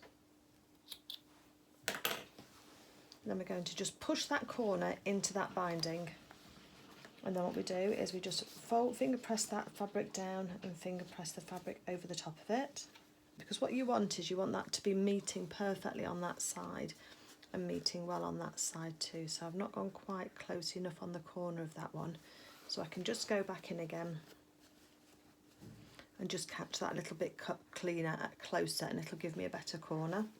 So if you wanted to, so long as you're binding, so if you feel with your binding, you can feel this seam on the front, and you'll be able to feel where your seam is on the back. And you could do something called stitch in the ditch, which is where you put a row of stitches through the edge, just here, just on that divide between the two, between where this binding is, just here, you try and sew, or just sew just a smidge into the edge just here. That's another finish that I've done.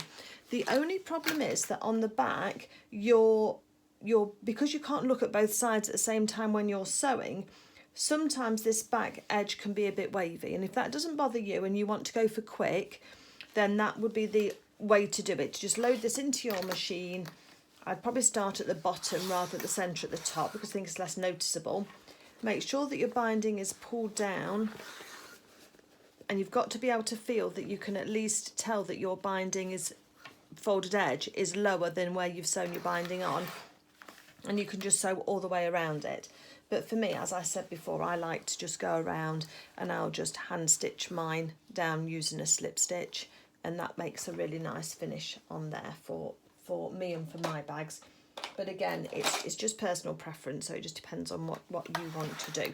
So I'm going to do that, and then I'm going to come back to you, and I'll just show you how I'm going to finish off this this pull tie. I'll do a bit of quality control as well because we've got some threads going on. But I'll do a bit of quality control and then we'll do a little nice, show you how I do a nice little zipper tab on here so you can do those for your bags too. Okay, if you didn't like the way that we had to do this binding finish at the bottom, this is the one after I finished hand sewing it. The other way that you can do it is you can sew it along still with the raw edges onto the front of your bag. And then, but when you start, just fold a little bit back, just 1/2 inch back on the edge, like that. Before then, you fold it back neat down like that, and then sew it on. Because then when you come to the end, you can then fold that, you can pop that other folded edge, let me get the right way around, that way around, so as you're coming in from the other side, you can fold that edge so the two edges are together and just overlap them about 1/2 inch to 3/4 inch probably on there, so that'll all be sewn down the side. And then when you turn it back, you've just got a bulkier seam at the bottom there just to finish it off and just to sew it down. So that's why it's not my favourite way, because you've got all of those edges of that fabric. It makes it very thick, but that is another way to do it. The other way you can do it as well is put the two pieces up together and get a piece of ribbon if you wanted to. Sew that down underneath half of your tab as you start, and then the ribbon makes the cover for you. There's a few ways of doing it. The best way is doing this diagonal because, as I say, it's virtually invisible. I've got a join there, I've got another join just there. But other than that, it's nice and neat all the way around, and a really nice looking springy kind of, because it's, what day is it? It's March while I'm sewing this, so this is why it feels like it's nice and springy. Okay, so the next thing then that we've got to do after that is to do a zipper pull tab on here, because you can leave it as it is, but I do like a little decorative zipper pull. So let me just get my supplies together and we'll talk about the zip pull next. Okay, so when we're talking about bits and bobs for bags, there's a whole host of things that you can do. I've just found this old leather tassel that I made at one stage, and I've just attached that onto a little, what do they call these? I don't know what they call these little tab things. So that's got a little tassel on it, so that's quite nice, and I just put that through the zipper pull, and then I can use that as a bit of jewellery on there. And actually it doesn't look too bad on there. These are some pre-bought ones that I got from a little accessory shop. You can pick these sorts of things up really quite cheaply as well. Again, that's probably a bit dark for on that one, but again will work for something else. I know a friend bought me this charm here for a gift one year, which is a pair of scissors and a ruler and some buttons. I mean, that again would look really nice on the end of that zipper pull.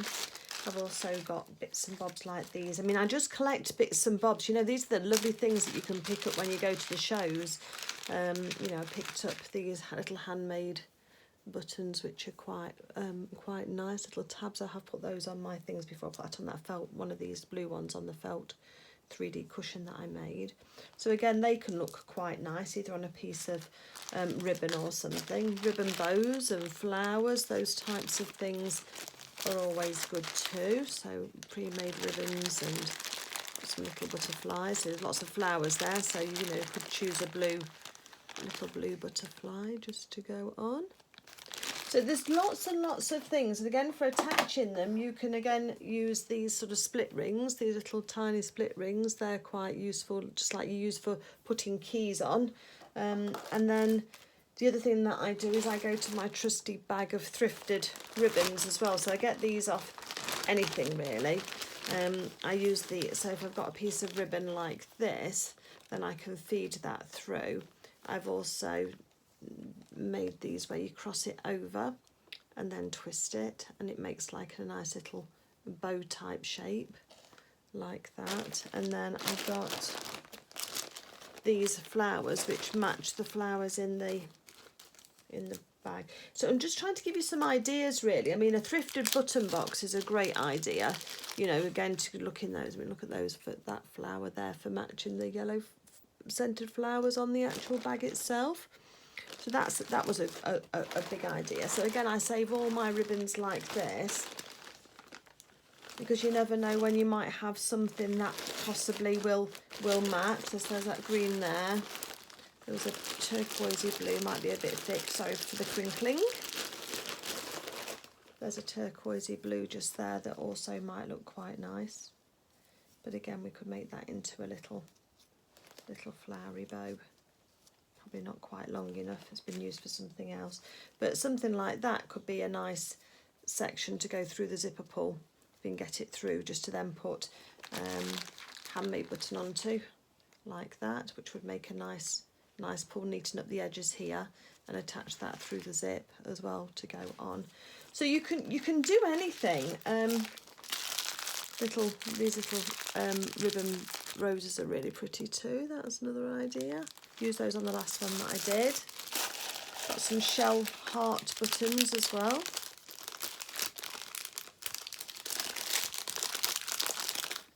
Like those, and you can use those either way round if you wanted to for a more natural look. So yeah, it's just now just getting things to match up. I mean, this is some buttons that I've got all on the cream and the beige and the brown kind of colours. You know, you can put a little button on that you've got, or different types that will just look nice and just make things look great.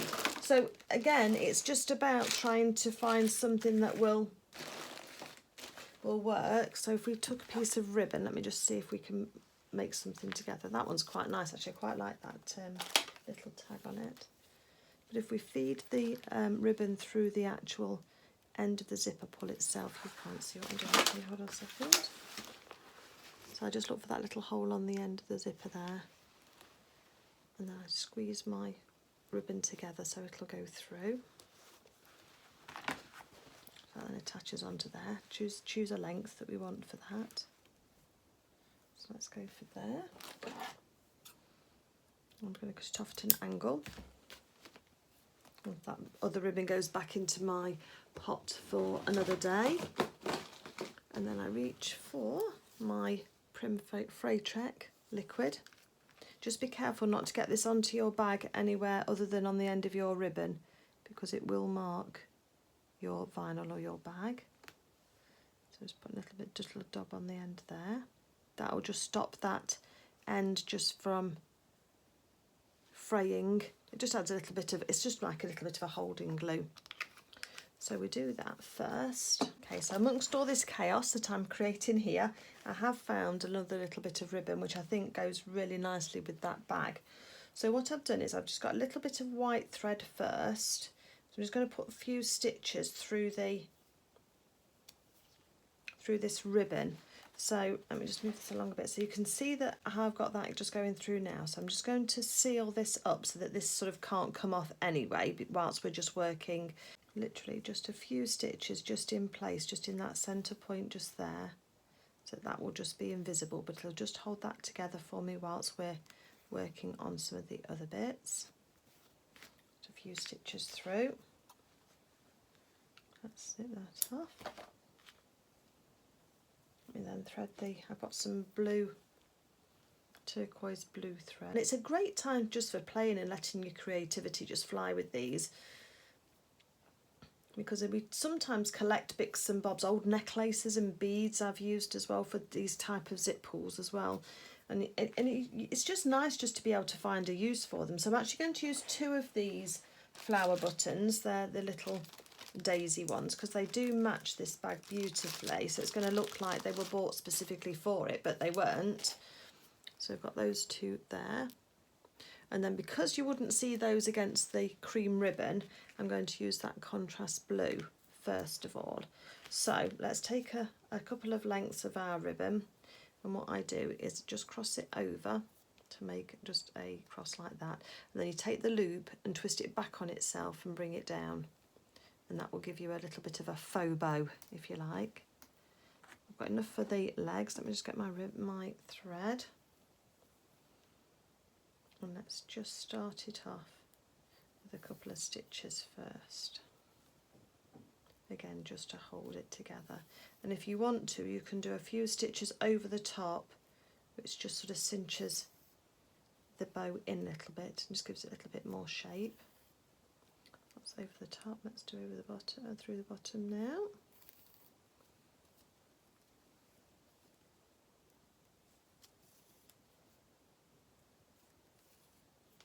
Okay, so there we've got our little bow look, and then I can take one of my buttons and thread it onto the centre of this bow here.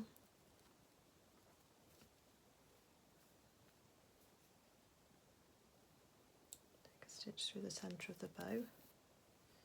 Make sure that's all going to sit on nicely. It's got twisted.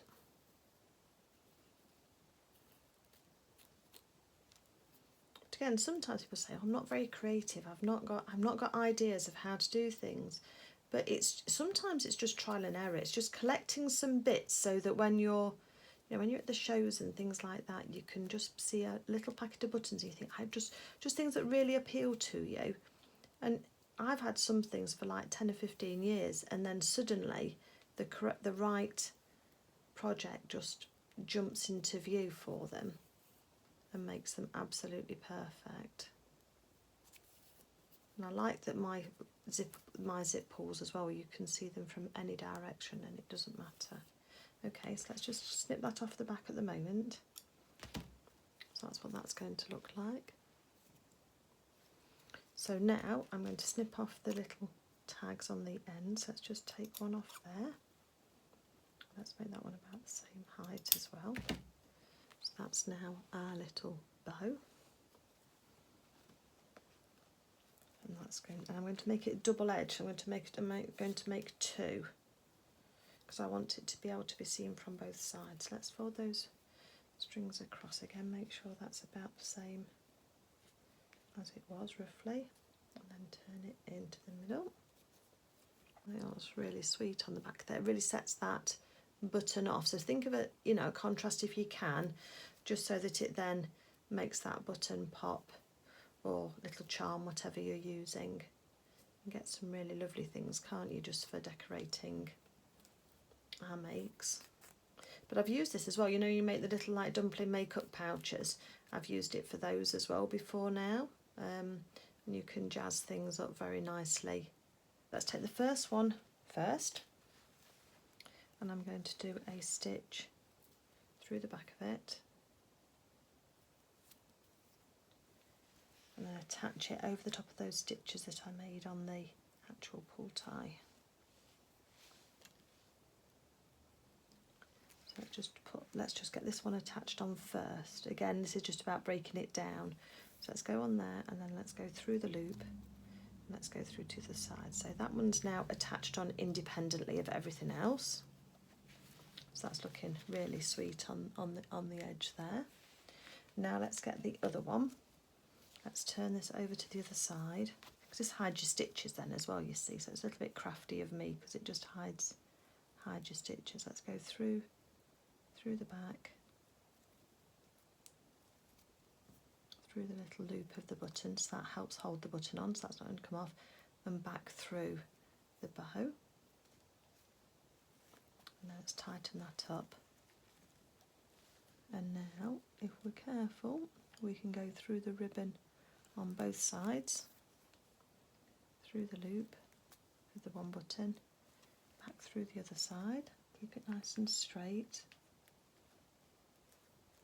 come up the other side of the ribbon, and then through the button again.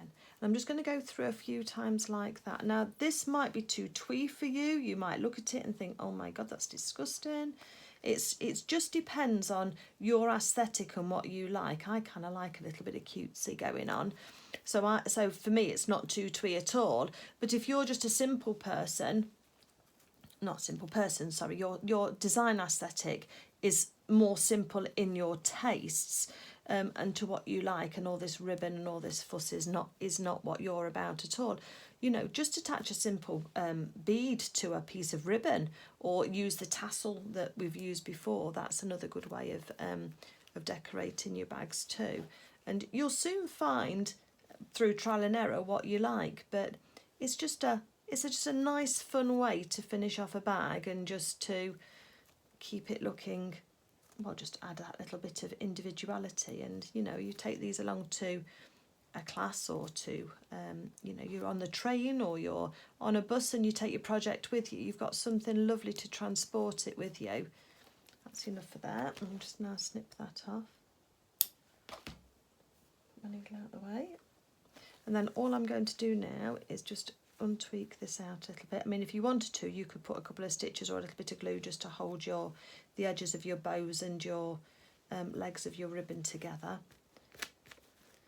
But it doesn't matter now which way round this tie is looking. That's how it looks. We've just got all of that together, and that's the same now on both sides. Got a button on that side and a button on that side, and then a ribbon. And I'm just going to go in with a little bit of fray check just on the end of this turquoise ribbon here, and just even those up and just dab it on, and that will just stop that from fraying. But there we go, they've got a nice little zipper pull there to be able to use with our bag. And just dropped everything. I need to tidy up, but I hope you've enjoyed sewing along with me today. I'm going to turn the camera around and we'll do the roundup. If you have enjoyed sewing with me, then I'd love it if you would consider subscribing to my channel. I do a lot of doll making videos because that's what a lot of people like to do. But then these types of projects are really just lovely to have, and you could keep all of your characters in here, or your crochet, your knitting, anything that you'd like really. So I hope you've enjoyed it. Let me turn the camera around and we'll round up. And so we're here at the end, and here I have my newest project bag with its vinyl front. Hopefully I can get the light to catch that. And it's little sweet little zip pull on the end there that I've just made out of scrap, so it's not really cost me anything, it's just things that I'd already got. The zip works really nice to be able to put everything inside there. So I hope you've enjoyed sewing along with me today. I know that I've not given you any precise measurements, but hopefully you understand the process that I've taken in order to make this bag, so that you can make one any size you like, and then you can then fit whatever projects you want. So whether you need bigger or you need smaller, you've got something then that's going to perfectly fit the bill. As I say, I really hope you've enjoyed sewing along with me today. I've loved showing you how I make my project bags, and I'm off to make some more because they're just really great for using those scraps up. All those projects where you've got just that bit of fabric left, and you just really want to remember the garment. You know, our sizes may change for our dressmaking, but project bags can be around for a long time, can't they, if we're using the same fabric. So if you'd like to subscribe to my channel, I'd be really grateful, and it'd be lovely to have you along. If you also could give the video a thumbs up, that really helps my channel and pushes my videos out to other viewers who might not have found me yet. And if you want to leave me a comment as well, then I'm always interested in what you've got to say, and I always answer all of my messages as well. So I always do drop you a line back just to say hi. But I just want to say thank you very much for staying along with me today. Have a great day, everybody. Happy stitching, and I'll see you all soon. Take care. Bye.